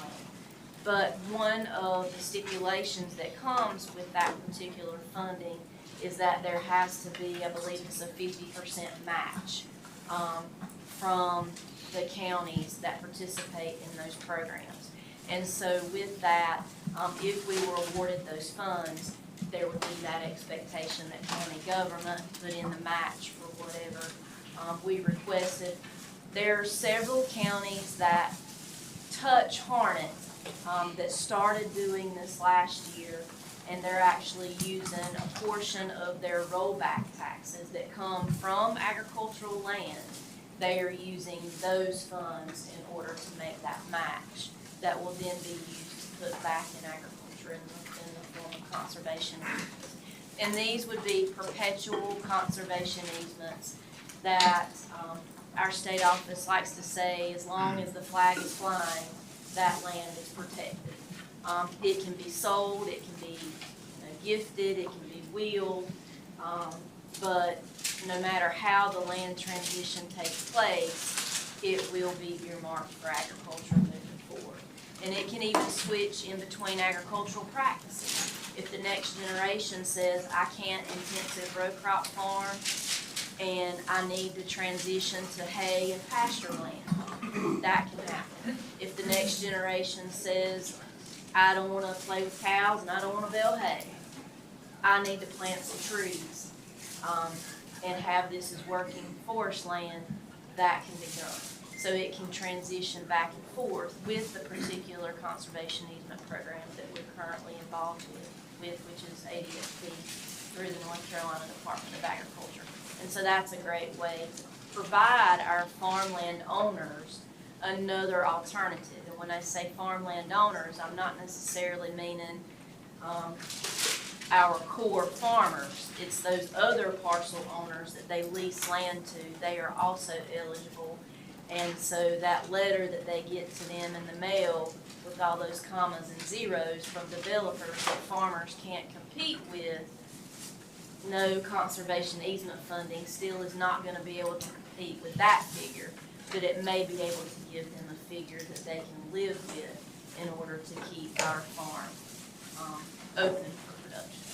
So. In some of those programs in adjacent counties, in the agricultural growth zones, that really should be tailored and coincide with your land use policy, your overall growth pattern. Because those areas really are areas where there's a concentration of existing operations and they have long-term viability.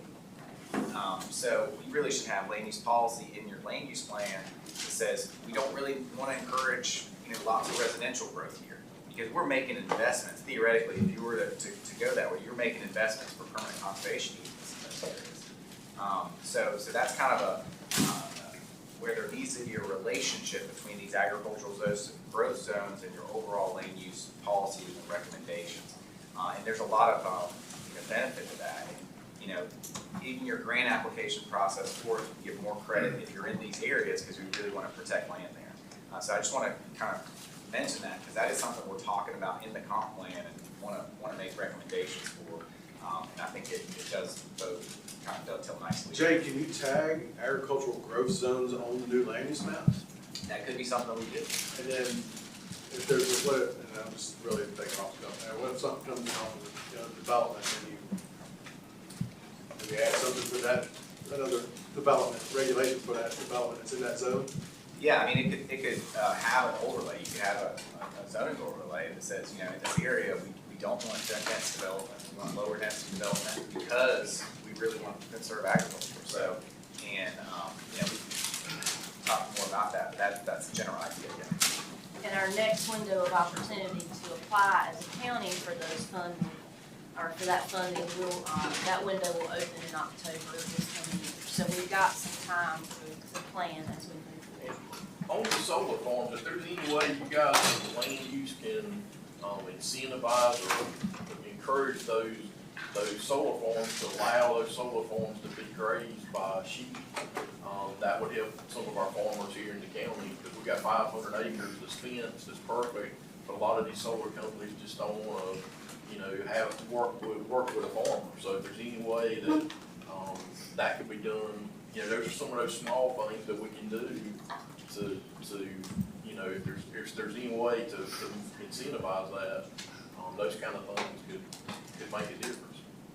I don't see that being an issue, something we can certainly look into, and just to mention the vegetative buffer, that has came up, I think from our planning board, who just brought that up to us, and so I think you're gonna see that in the plan. That's a low-hanging fruit, something simple we can do, and I think you'll see that happen. And it puts the burden on that new development instead of the farmer that's been working his field, and all of a sudden, if you have even if you have a 1 acre lot, you can have a home right near that working agricultural operation. So even a larger lot is not going to protect that farmer, but requiring vegetative buffer, preserving existing vegetation, or planting burn buffer, or clustering development away from that working ag land is going to be a lot better for them long term. Carla, can you flip back to the first ag intro slide? Back one. There you go, right.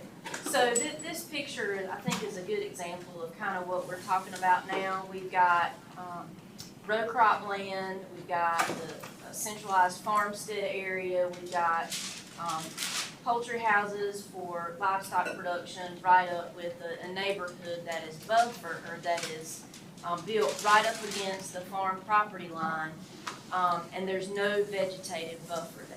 The properties were planned right up against the farm line,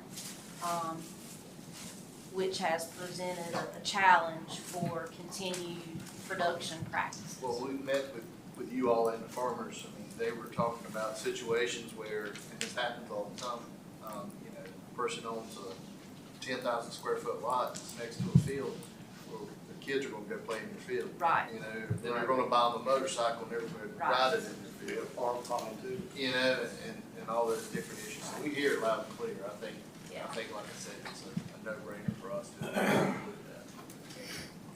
So the cool thing about this is that these folks have heard what we do with these steering committee meetings, so this is really good that we come together with the commissioners. Ms. McCoy said, Chairman, we're right on time. I got Steve, and I got Steve, and then we got Dr. Flynn. I know you want to hear about the school, so you want to.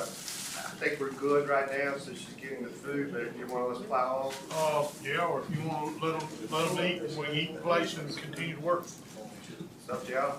Okay, all right, so what's going to happen here is. Did you write on what?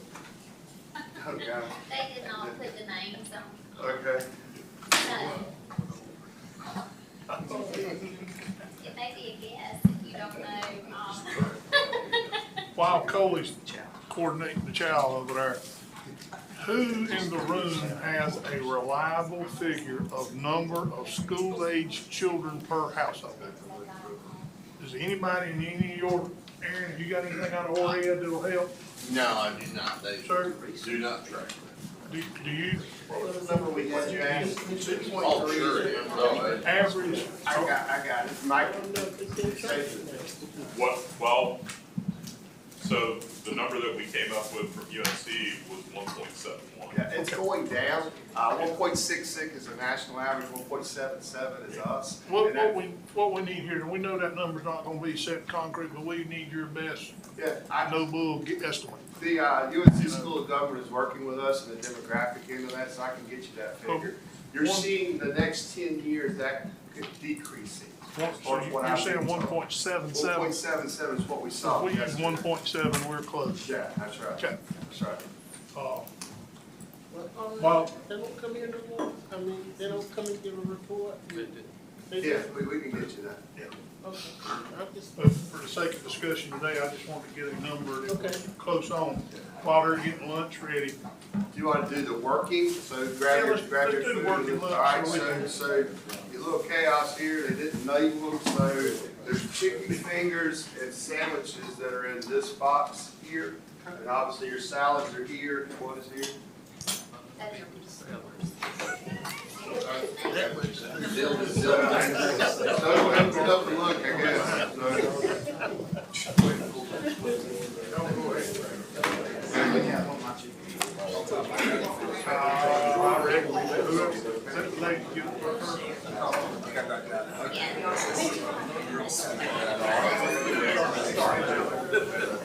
Oh, yeah. I don't know where people are, but I'll put it on that set.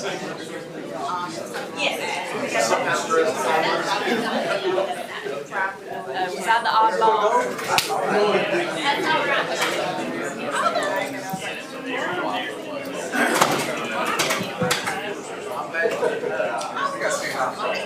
That's what he needs, right? He needs the greenness. Where's the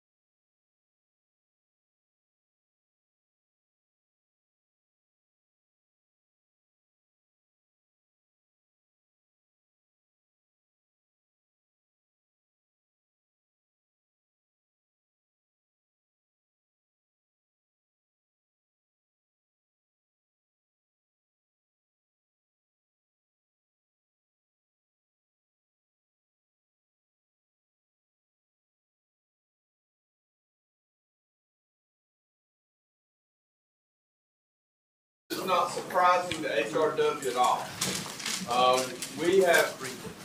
We're required by statute to do a water supply plan and look out at supplying the future growth of the county and everybody we sell water to in the region for the next 40 years. And we've done multiple water and wastewater master plan studies over the last 20 years where we've gone out to 2040. So nothing about this growth is surprising to us. It's more like it's finally here. And I say that because Mark alluded to earlier about a sewer line project between us and Fuquay up Niels and Kenneth Creek. That project was $50 million. That's close to 20 years ago. And if it wasn't for the 2008, 9, 10 recession, a lot of that growth would have already happened that we're seeing now. It just put that back a decade. It delayed every bit of that. Because there was virtually no growth here as far as residential growth for several years. And we've done several studies. Mark can allude to. We studied that corridor intensely years ago. 15 years ago, we did studies about that corridor. Well, that's a lot of the growth that we're seeing now is along that corridor, especially when you look at those lot projections that were up there for the town of Lillington. Now, a lot of that's actually out in the county, just north of Lillington city limits, but it's using that same infrastructure, water and sewer infrastructure, which is allowing that to happen. I wanted to list some of our capital projects up here that are ongoing. And our CIP for the next 10 years is approximately $250 million. Probably end up closer to $300 million if I had to guess. But this is an example of some of the projects that are going on now. We just changed out all of our meters within the county. They're advanced metering infrastructure now, so there's nobody out in the truck reading a meter, anything like that. All that's done remotely. That project's now complete. Cost us about $15 million.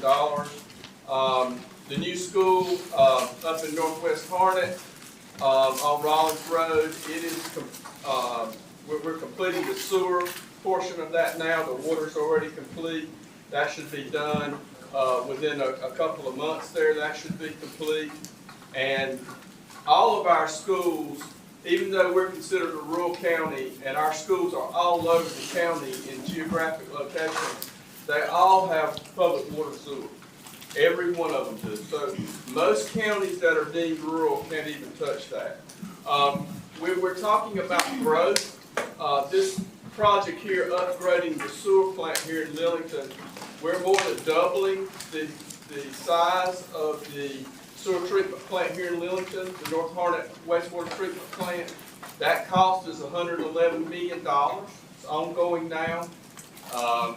No one's told me any different. I think it's the most expensive construction project in county history. So that's all growth related. Every bit of that is just for future growth along the corridor north of the Cape Fear River. Basically all of it. Now, we are seeing some more growth directly south of Lillington, and there's also growth that I'm going to talk about here in other areas of the county as well. Buies Creek Coats pump station and force main upgrade.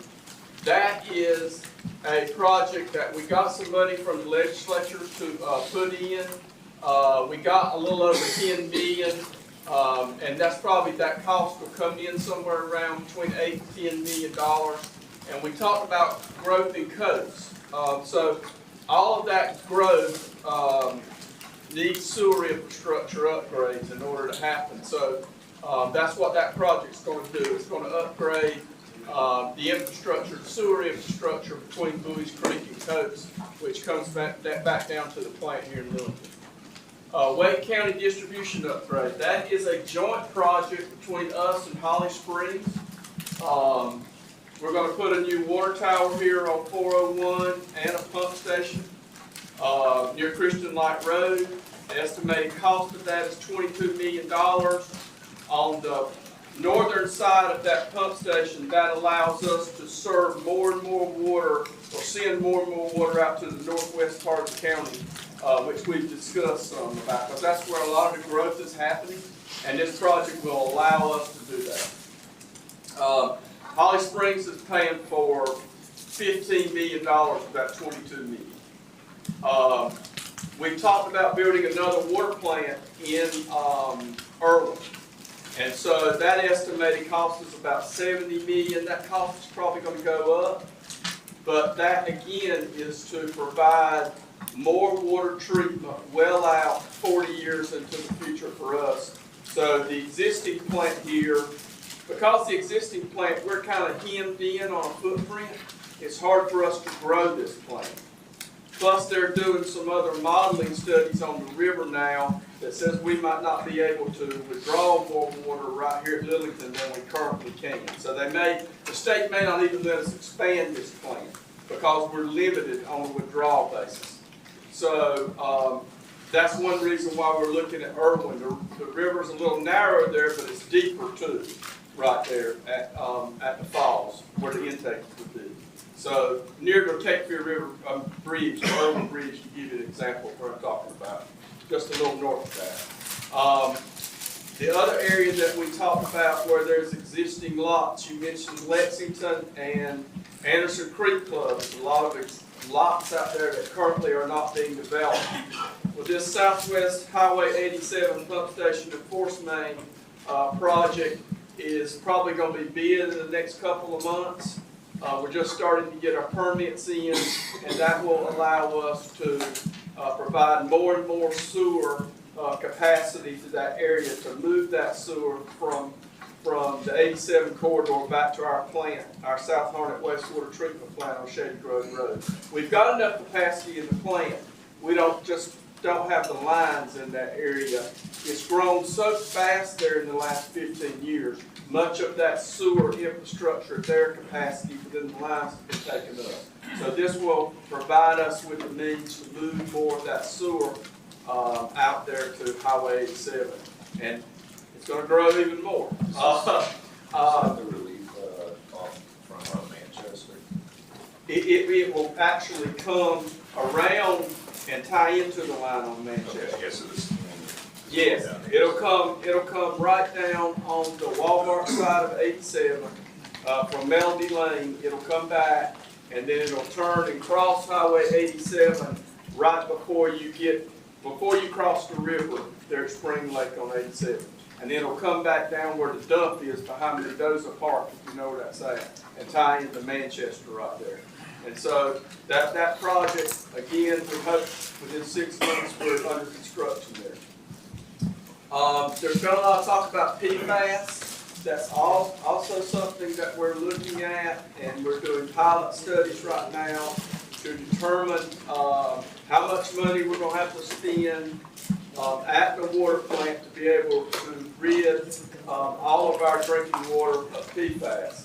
The state is expected, not the state, the federal government tomorrow is expected to come down with rules about finalizing maximum contaminant levels for PFAS. I think they're going to stay the same as the preliminary guidelines, which are 4 parts per billion. So anyway, but I think they're going to give us 5 years in order to meet those requirements. The original rule was 3. We think tomorrow the only leeway we're going to get is it's going to go from 3 years to 5 years to comply with that. So I've seen estimates all over the place. When the study's done, we'll know more about how much that's going to cost. Luckily, our current plant has the ability to remove some PFAS in limited quantities. It's just not enough for all the water that we treat. So we're going to have to upsize that in order to make that happen. So just to give you an update,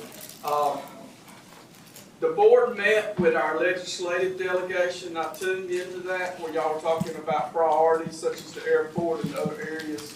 But I thought it was interesting that Senator Bergen mentioned utilities, and he talked about growth and how we had utilities that were available to make that happen. So we're proud of that. I mentioned we've been planning and getting ready for this growth for years. Our wastewater master plans go out to 2040. We're regional in focus, and we're going to continue to expand our services to meet the needs of the citizens and region with whatever the board wants to do. So utilities is not going to be a stopgap or a holdup to growth. It's just how you want to see that growth going forward, how you want to direct that growth. We've talked about a lot of different ideas here about conservation districts. We've talked about taking up farmland or directing growth in certain areas. Well, most of the areas that we've looked at directing that growth to is where we've had these utilities, but we're going to have the capacity to treat all of that water and wastewater in the future. It's going to cost money to do that, but remember that much of that money comes from us internally, and we're an enterprise fund, so those aren't tax funds. We're self-supporting. We do rate studies. Our rates bring that money back to us, and also we work with developers. Contrary to popular belief, we're actually developer friendly as a utility simply because we've had to be. That's how we've grown.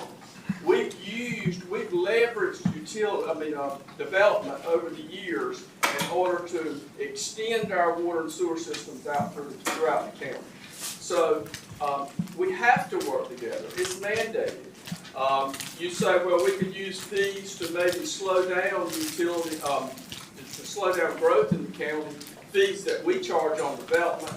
But actually, we're really limited in that because the legislature, especially the Home Builders Association, is probably the strongest lobbying arm to the General Assembly. And they have determined that utilities can't charge, real high fees in order to curb growth. That gets into lawsuits and everything else. And we have a formula, as the board's aware, we have to go before you and have an engineering firm do a study on our system development fees, which are the fees I'm referring to, fees that are charged to development when they come in for residential or commercial development for utilities. So, again, we're limited in what we can do. But we're primed and ready to serve what growth is coming. And we're going to react to that as we always have. We plan for it in the future, and we'll continue to plan for it. But I'll be glad to answer any questions. I think you've already answered mine, but just rehash here just a little bit. Going back to what Mark and Brad and them were saying, we're looking somewhere on average about 1,200 houses a year. So that's over the next 10 years, 12,000. Can I add that right? So your folks with your fund balance and all, you can handle that and have plenty of money to pay for any increases you need? Yes, I talked about those fees. Yeah. And Brent and I have had discussions about long-term, about even though we have some ARPA money and some session law money that we're going to use to make a lot of the improvements in our capital improvement plan, a lot of those fees are turning around and they're going into capital reserve funds that Kimberly set up so we can pay for these improvements. So growth is paying for a lot of this upgrades that we have to do. So we don't have to turn around and charge our ratepayers or go up on our rates. So that's a good thing. But yeah, we're well positioned to move forward and provide what capacity we need to based on these growth projections. Good enough. Anybody else have any questions? I have a question. In fact, I have two questions. How much water are we pumping now per day? It can't be the same because we have grown so much. The water treatment plant does about a little excess of 20 million gallons per day, and the water treatment plant can do 42 million. So we're doing roughly about 50% on an average day of what the plant can produce. Now, I say that with a caveat in that in the summertime, when it'll be 90 degrees before you know it here. It seems like it never goes away until the middle of October. But in the middle of the summer, some days we'll push 32, 33 million gallons a day out of the water plant.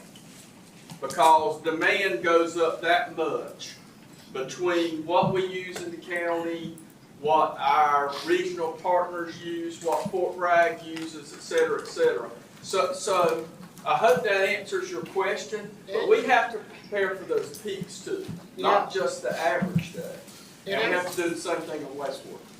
It answers my question, but with the growth that we are having and the growth that we continue to see coming in this county, are we gonna have any problem with producing the water that we need? I've always heard, because I've been here all my life, that, Hunter County would never be without water because Cape Del Rio sit on some kind of vein or something that's gonna produce a lot of water. Is that still the same? That is still the same, but that doesn't mean that we're not planning for the future, like that future water treatment plant downstream in Irwin. So we're always looking to increase our capacity and what our citizens need and what our region needs. And we're going to continue to do that. So there's more than enough water in the river to supply Harnett County's needs going forward. I hope that answers your question. Yeah, it does, but that plant that you're building in Irwin, is that any connection to the water plant that they already had there? This is new, something new? Well, Irwin, you're talking about Irwin's old water treatment plant? Yes. No, this would be, this is a new one. this would be a brand new water treatment plant. Okay. It would use, or we hope to use, the existing old Irwin Mills intake, the old Swift intake. Yeah, I know about that. So Okay, that's the question. That's what I'm getting to. Right. When you be using that intake. Yes. Another question I have is this: what about the sewer? I mean, how is that going to play into all this growth we have? Well, like I mentioned, we're more than doubling the size of the plant here in Lillington, and to meet that growth, those growth needs. So I think we'll be well positioned there for the next 30, 40 years as far as sewer growth. And we've also, remember, we've got the other plant down south, and it's got a ton of capacity there. It's a 15 MGD plant. We only do about 6 million gallons per day. So we've got more than enough capacity to handle the growth out in 87, Anderson Creek Club, Johnsonville, all that area. So we're in good shape going forward down in that area, and we're going to be in good shape here once this sewer-wise, once this plant's upgraded. It should take about 2.5 or 3 years. That plant should be fully operational at 16.5 million gallons per day. Is this the same plant we had? This is not a new plant, right? No, it's right there behind the Sheriff's. I know where it's at. Yeah. I mean, the commissioners in 2016 or whatever, we all visit these places here in Harnett County. And that was one of the main facilities we visited. Right. And at that time, they were increasing because we had grown to a point at that time, and that's been a long time ago, that we need to increase for the sewer, the capacity of the sewer and all that. So I'm only asking these questions because I've lived here and I see where we have come from and where we are going. And I'm pleased to hear that we are on top of all of this stuff because the water, the sewer, and all that is a major factor here for all of us and for our lifestyle. Another question is that PFAS. And you saying that you're on top of that PFAS because I know in Cumberland County, it's going to start affecting citizens there because of being in the water there. So what about here in Harnett County? Everybody's affected by PFAS. Yeah. PFAS is, I saw something this week, it's in your Band-Aids. So you put a Band-Aid or some kind of adhesive on you, it's got PFAS in it. I'm only interested in the water.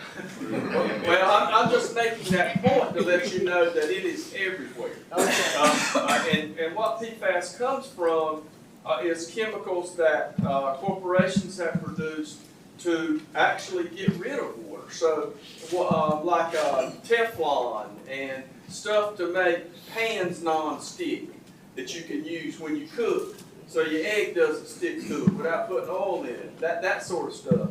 So all those solvents eventually made their way back to the water system because water treatment plants or wastewater treatment plants, they can't remove those chemicals. There's no way to. They're indestructible.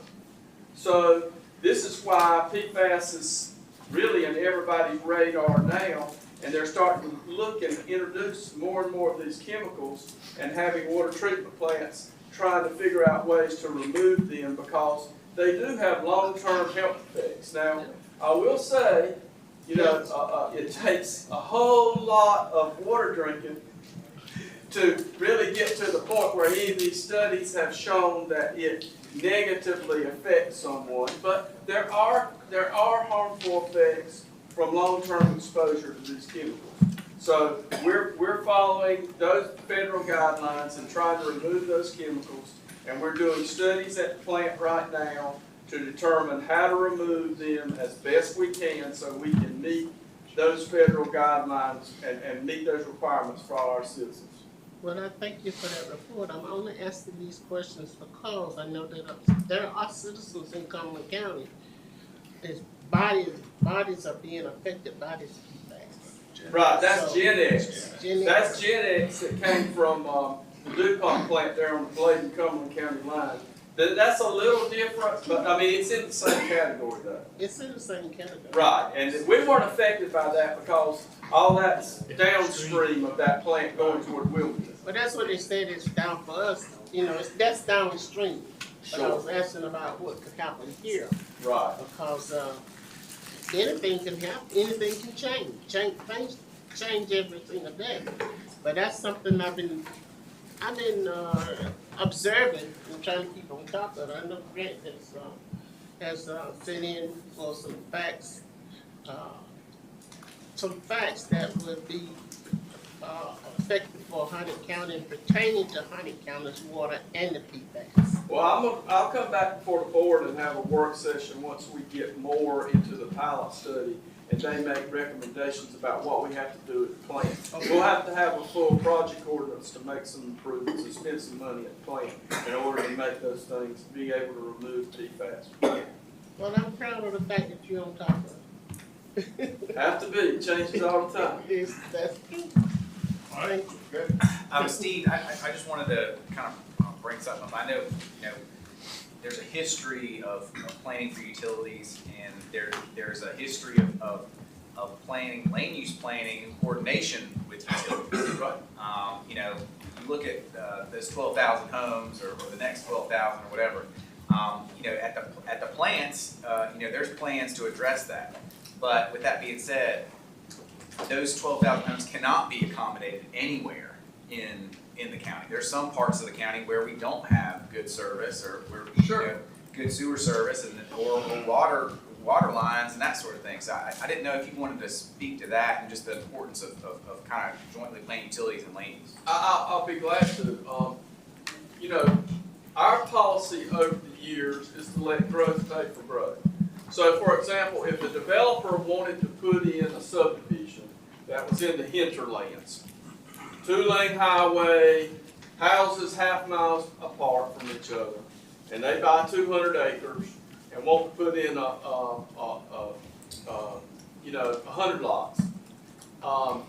If the water infrastructure, if the existing water line there is not big enough, or there is no water line, and they want public water, development is required to put that infrastructure in to a certain point where it'll get to a water line that's large enough to handle that subdivision. And we also, I don't want to get too much into the weeds here, but our development standards, our UDO in the county requires 500 gallons per minute in order to have a subdivision and fire hydrants and that sort of thing. So that's usually where this comes up. A water line has to be above 6 inches or 6 inches and above to even support a fire hydrant. And even if you can put a fire hydrant online, that doesn't mean you can get 500 gallons per minute there. So those improvements, utility improvements, are borne by the developer in order for his development to be approved on a utility scale. So that's how we've handled that in the past when we've dealt with those things. And then we left that up to the developer to determine whether or not it was feasible, given the cost of those improvements, whether they wanted to go forward with their development. So that's what we've done in the past, and that's worked fairly well. And I'm not saying that the county doesn't ever want to extend water out on a massive scale to some other area. You know, that's up to the county to make that decision based on where we see growth heading, or in order to facilitate commercial development or industrial development, or whatever we need to do. But that's what we've done in the past. And you're right, without that infrastructure there, it's kind of prohibited some of that development in the past. But you have to keep in mind, the water was originally put there to provide actual drinking water, not to provide development potential or to provide fire flow. So the fact, when you look at the county, as we're different than cities. Cities have a lot of water pressure and a lot of flow because the density is so great and the area is so small. So they require fire flows of 1,500, 2,000 gallons per minute. And so we only do 500 gallons per minute based on how big and how much area our system is encompassing. And even that's a challenge sometimes. So I've heard about state regulations, and I don't know if we've got any of Larry's folks in here, but I've heard from fire marshals that some of those things might be going up to 700 gallons a minute or 1,000 gallons a minute. Residential, they're looking at 1,000, and then commercial minimum, depending on the type of commercial, like 1,200. So this is even going to get more challenging, you know, because you're talking about an area across the railroad tracks on 42 between Chatham County and Duncan. I mean, that's the hinterlands as far as we're concerned. And you know, you may have 200 gallons per minute there on a 4-inch line. So yeah, 250. So how are you going to get 1,200 gallons per minute there without major improvements in order to meet those standards? And something to even take into consideration, that area is that could be a moving area. Absolutely. Because of its location to Chatham County, and to Denfast, and all the things that's happening over there. That's right. So you kind of. That's right. So that's why I'm saying, you know, the board may have to, in conjunction with HRW, you know, we may have to decide we want to plan for specific growth there and then make those improvements to make that happen, or we go the other way and we say we just can't meet that and kind of let the overriding cost concern to the developer kind of stall that development and keep that a more agricultural area. You know, there's different ways to look at whatever we're trying to accomplish. All right, anything else for Steve? What you got next? I got, Steve. So really, the county has a few different opportunities for immediate impact with industrial development at this point, industrial sites specifically.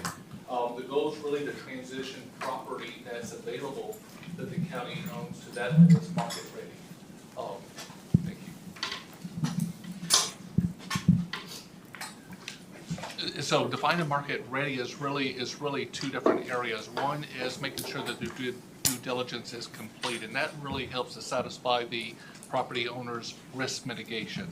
The other component is to grade the site. That really that correlates with a prospective client's time frame to become operational. So those are two major variables. This is an easy way for us to really impact industrial sites a lot quicker. Just these two activities. Future sites, we did a high-level analysis of different sites across the county as part of a site identification project. Right now, we really identified over 2,500 acres of potential opportunity. Now, the criteria in which we built this from was not our own. This was used by site selection consultants, and we took what they leveraged, and we kind of leveraged their data to identify the different sites that we have. And you can see across the different area in which we have different locations noted. From the western part of the county to Dunn, as you will see, they all are relatively close to a 4-lane road. That's just one component of the criteria. Others are, where's the infrastructure? Those are the two major areas, and there's some nuances within each of those as well. We wanted to really also bring up commercial. This could also be office, flex, et cetera. The county does have a couple pieces of property in which there's an opportunity to move on. We've had realtors look at each of these properties, give an assessment of these different properties. The commercial realtors specifically, and the value of, as an example, the Autumn Fern Trail Road is in excess of $100,000 per acre, is what they would say. It's just a small amount of acreage, but they would estimate that based on some comps that have taken place recently, that it would go for a little bit over that range. Nevertheless, this is the same example whereby we need to do some of the basic works if that's an area that's a priority for the community and something you would like us to do. So larger Class A industrial buildings. Right now, there are the project that the county is working with Samet is going to pretty much bring in over 800,000 square feet to the county of Class A industrial building. That equates to over $90 million to the tax base, based on the rates in which they are building from a construction standpoint itself. There's the reason why we have the lower level, the distribution, is because there's a current LOI out on a property at this point within the county in which they're looking to develop 1.3 million square feet of space, a larger space than even what we were looking to do with Samet. So those two areas really help to support a couple different product areas that is important for the county. One is the large product. The second is product in which we're working with Samet that could range from 120,000 square feet to 60, but really be subdividable down to 40. So there's an opportunity there.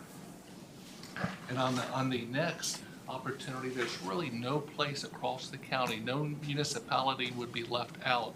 There are opportunities on which a smaller product opportunity from 10 to 30,000 square feet can fit in to many different parts of different communities. And that's across every community, such that every municipality will be able to help support in this capacity other areas of the county as well. Again, infrastructure will be important. A 4-lane road will be less important for this type of product. A 2-lane may often be suitable, et cetera. Water sewer is typically, while some will be without sewer and can deal with septic, sewer is still ideal and preferred by most of the companies in which we're dealing with. I did put a wastewater need here, and I did talk to Steve prior to the meeting in terms of this slide specifically. There is a property or a location on the northern side of I-95 in which frankly there's an expansion project opportunity if they were to have sewer. There are two other project opportunities in which if they were to have sewer, they would develop property. And this again is on the I-95 on the northern side. It's really in the city of Dunn's ETJ, talked to the city of Dunn, and over the next couple of years they do have plans to expand their capacity by double themselves from a wastewater standpoint. But the wastewater on the northern part of I-95 and on the southern, where we feel like there will probably be a lot more industrial development opportunity, will still give us concern. And so the opportunity of how can HRW and the city of Dunn kind of collaborate together to support those areas as they're growing and as potential growth occurs is something that's on our minds. and radar itself. And really, the last thing that I really wanted to share here is, as it relates to product development, as it relates to anything we're doing in terms of clearing, grubbing, grading, or due diligence or anything as such, that money will come back to the county in terms of the purchase. And we anticipate that full amount to come back, plus get new companies or expanding companies here a lot quicker. Thank you.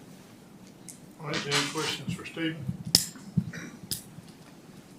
All right, who you got next, Cole? I really appreciate Dr. Fleming being here, taking his time out of his busy schedule. So with all the things that you heard here this morning, it loops back to the building of schools. Dr. Fleming, if you want to just kind of give a brief overview of kind of where you stand, I'm sure there's some questions back to you. There might be a couple questions. Hopefully I had the easiest task. I was asked to talk about growth. I said, Nick, that's a 30-minute or 30-second conversation. But let me give you a copy of a few extra copies if anyone would like one. I might make some copies of it.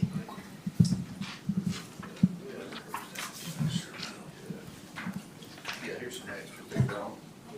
Want those first? So the educator in me doesn't like the fact I can't see all of your eyes as I talk, but first I want to thank you for moving forward with our current middle school, Flatwoods Middle School. That's going to be something very positive for us. As you know, Harnett Central Middle School is more than whatever overcapacity is, it's more than that. And we're very appreciative of that, which is future, so to speak, as we hope to break ground sometime probably winter for that. We're in the design stage now. As far as past support, we're appreciative of that as well. We opened Northwest Harnett Elementary School this past fall, bringing in close to 1,000 seats there, which should, and this may shock people when I say this, but when I get into the growth here a little bit, that should hold us in Northwest for a few years. Now, I don't know what a few would be, but at least the nearest foreseeable future anyhow.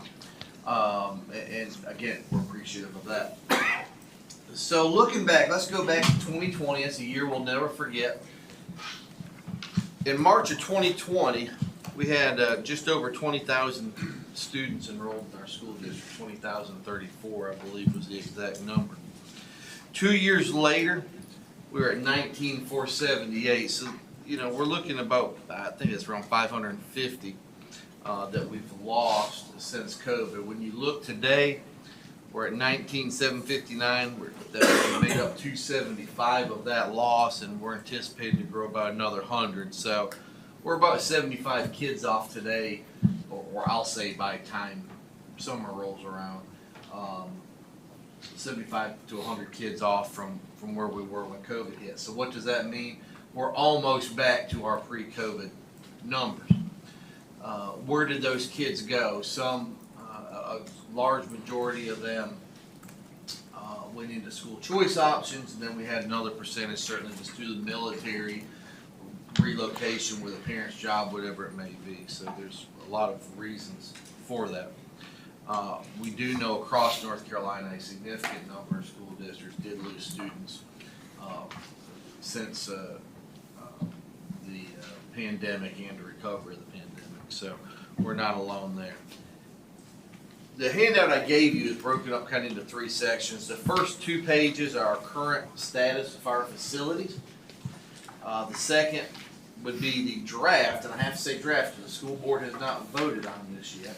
Our draft for this year, school facility needs list. I think you're used to seeing that from us. The final sheets, always one people ask me about, that is our ORED out of capacity table. We contract with ORED out of NC State, and they track our capacity within our school buildings. Green is good and red is bad. So that's pretty easy to look at. But I'll go back to the beginning 2 pages. One thing I want you to note is because of the use of our ESSER dollars, Dunn Elementary School, Highland Elementary School, Johnsonville Elementary School, and Overhills Elementary School did increase capacity. If you'll notice, we've done, done Overhills and Highland. We increased capacity, but we still will have students in huts, in mobile classrooms. And that was in order for us to be able to spread a lot of those ESSER dollars around the county. Some folks have asked, well, you added wings, but you weren't able to get every single kid in, and that is correct, because had we done that, we would have only been able to serve 1 or 2 schools in that process. Again, I do want to thank your support and Mr. Trout, your staff, for the local dollars that were put into half of the Johnsonville project. The classroom portion is done. Ironically, that was phase 2. Phase 1, we have a little issue with general contractor, and so we're still working getting that cafeteria kitchen completed. But we're hopefully making progress every day. In the mobile classrooms, if you notice, we have about 70 mobile classrooms in elementary, 21 in middle, and 40 in high school. In all transparency, some of those numbers in the mobile classrooms are in locations that we just haven't been able to move it, that may not be used. For example, if you look at Lafayette, our current year-round school, which is going to grow significantly, well, has grown significantly since we started, which is the second year. It'll grow significantly looking at our enrollment for next year. You'll see they have 3 mobile classrooms. We're not using those. We're just either waiting to sell them on gov deals, or we are waiting to move them to another school. So some of those numbers may not be accurate as of today. But as you can see, it's about 100, 130 or so mobile units across the county. Happy to answer any questions. I do want to say ORED is estimating our growth over the next year or two at 1.7% a year. I don't know that we will meet that. Again, when you add in the school choice options out there that parents have, I think a lot of this number is just based off of every student enters traditional public schools. We do have about 5,500 to 6,000 students that are either homeschooled in private school or in public charter. So I don't know that we will hit the 1.7. As of right now, that 1.7 would give us 277 more students a year. Right now, like, we're averaging just over 100, so you can see that number may be off a bit from ORED. So I'll be interested when they present their newest capacity table, probably May or June, to see if that number has changed in. Happy again to answer any questions. I won't get too far into the new. I can talk about the new facility needs list. It really hasn't changed a lot over the years, but I don't want to get too far just because it hasn't been approved by our board. But if you keep the word draft in your mind, you can see where we have commissioners did approve Flatwoods Middle School. Kind of on the priority list would be the new high school at Highland, behind Highland Middle School. Of course, that would be Highland High School. The gym addition at Littleton Shawtown, I think we're currently working on that funding right now. So even though you may see that in the needs list, if that's approved before our board approves it, then that'll go off the list. But and then as far as schools after that, some renovations, and then we're looking at Bowie's Creek Elementary School replacement. And we know after that, as you get further in this list, you're looking at elementary school down the 87 corridor, and then back up towards Northwest somewhere. So, and again, all that's based on growth and what happens with the trends. But happy to answer any questions. I know that was a lot of information. And I talk fast, Mr. Trout, so whatever I can answer, I am happy to do that. Dr. Clement, I want to thank you for the information, because your numbers of what's actually happening in school is a much, much brighter picture than taking averages. That's right, I agree with that. If you figure 1.7 children per household at $1,200 a year over 10 years, we couldn't build schools fast enough. And your numbers are significantly lower than that, so or what's actually happening. So that's a big relief. But that's the big thing I want to say about that. I mean, and I do think over the summer, I know suggestions have made to have more of these meetings, which I concur with. I think as we get a little closer to the next school year, when school enrollment's really, we know PCSs, we know kindergarten enrollment and all that, that may give you a little more accurate picture than it does here in April. But our numbers change, it seems every day we have kids coming in and out, so it may not change much. Okay. Good enough. Has anybody got questions for Dr. Fleming? All right. Thank you, sir. Have you got anybody else lined up? I think I've had everybody to speak. I would, if you don't mind, I'd like for Mark just to kind of summarize the big deal coming up in the middle of the summer, passing this land use plan. Everything we've talked about is going to line up exactly with that, what this board is thinking. I was fixing in closing remarks to address some of that. Was that Sure. okay? Okay. Here's the thing, folks, you've heard a lot of data, you've heard a lot of information today. You can see where our concerns are. Coley and Mark and them are absolutely right. If we're gonna make some adjustment, putting it in this land use plan that's coming up in the future is the time to do it. Now, here's where I flipped the coin on everybody.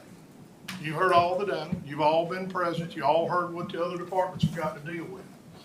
Now, what we want you to do, we being the commissioners, is go back and find us some ideas. Put your heads together, find us solutions.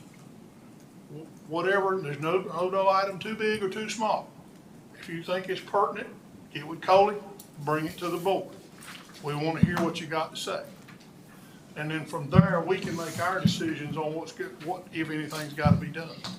Just bear in mind, nobody here is in the mood to want to completely kill building.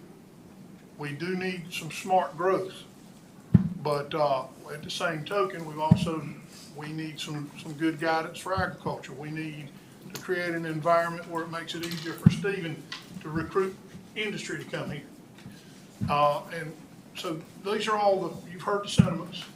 Now, we've got great staff, we've hired the right people, put them in the right jobs. Now show us what you can do. Does any other commissioners have anything they want to add? I want to add something. You know, you might be tired of I'm say it anyway. We've got a lot of growth. We're building a lot of houses in Hunt County. But from what I see from the surrounding counties and all, I don't see us building any affordable houses. Affordable houses for citizens that don't have jobs to pay for these high rooftop houses that we have here. And the houses that I see that are coming up here in Harnett County, our average school teachers can't even afford these houses. So that might be something that's kind of been preaching this for the last 3 years. We need to start thinking about it. We have citizens here that need housing, but can't afford what we have here for them. So just think about it. And I will speak about it again, because that's my nature. All right, does anybody else have any business to come before this body for the good of the board? Mr. Matthews. Coley, could we get a copy of this presentation, please? Sure. And the things like Lynn mentioned for suggestions to consider moving forward, if you could collect those and get those to us as well. I don't want to, I'm pretty forgetful at this point in my life, and I don't want to forget anything that has been brought up as far as what staff would like to see us consider as we continue to move down the road with the planning. No problem. Thank you. Sir? I just wanted to say thank you to Coley and all the staff. This is one of those things that is our position and responsibility to advise the board so that they can have the information that's necessary. And you all have done a great job of really drawing eyes and ears to the issues and concerns that we have. And so I truly appreciate your support and assistance. Thank you. Mr. County Manager, Mr. Chairman, may I say something real quick? Absolutely. You know, we have a lot of teachers, well, we have 1,400 teachers, that's not counting our classified staff. We have about 1,400 teachers in Harnett County. Many of them live in the county, many of them don't, going along with Commissioner McCoy's comments on housing. But I learned a lot sitting here today, not being an employee of county government. I've learned a lot. I really believe when we look at, and I'm be selfish when we look at particularly recruiting teachers, but school district employees in general. This type of information, I think, is what will keep them in the county knowing, they already know it's a great place to live and work, but as they know, a lot of the trends and what's going on in the county, it kind of even renewed me. I'm not from here, obviously, I live in the county and have for the last 7 years, but these are the types of things I think maybe every citizen needs to know, but certainly when I am trying to recruit people from Ohio or Pennsylvania or Michigan to move here to teach our students, or from just across North Carolina, this type of information is excellent. I don't know if there's a way to spread this out to the greater community, but I'd love to be able to assist however we can. Thank you for the invite. That's good. And again, just remember, with the growth or landfill and just the things you don't think about, that we gotta put money in the pot for. Brad's gonna need some more people, and I can just go around the room. I mean, Kimberly's gonna need some more people, and those numbers are just gonna grow and grow and grow and grow. So we're looking at ideas. Bring it to us. Anybody else got anything for the good of the county before we adjourn? Motion to adjourn. Second. Motion has been made, proper seconds. Any further discussion? Hearing none, all those in favor say aye. Aye. Opposed? Ayes have it, Madam Clerk. Get us go on.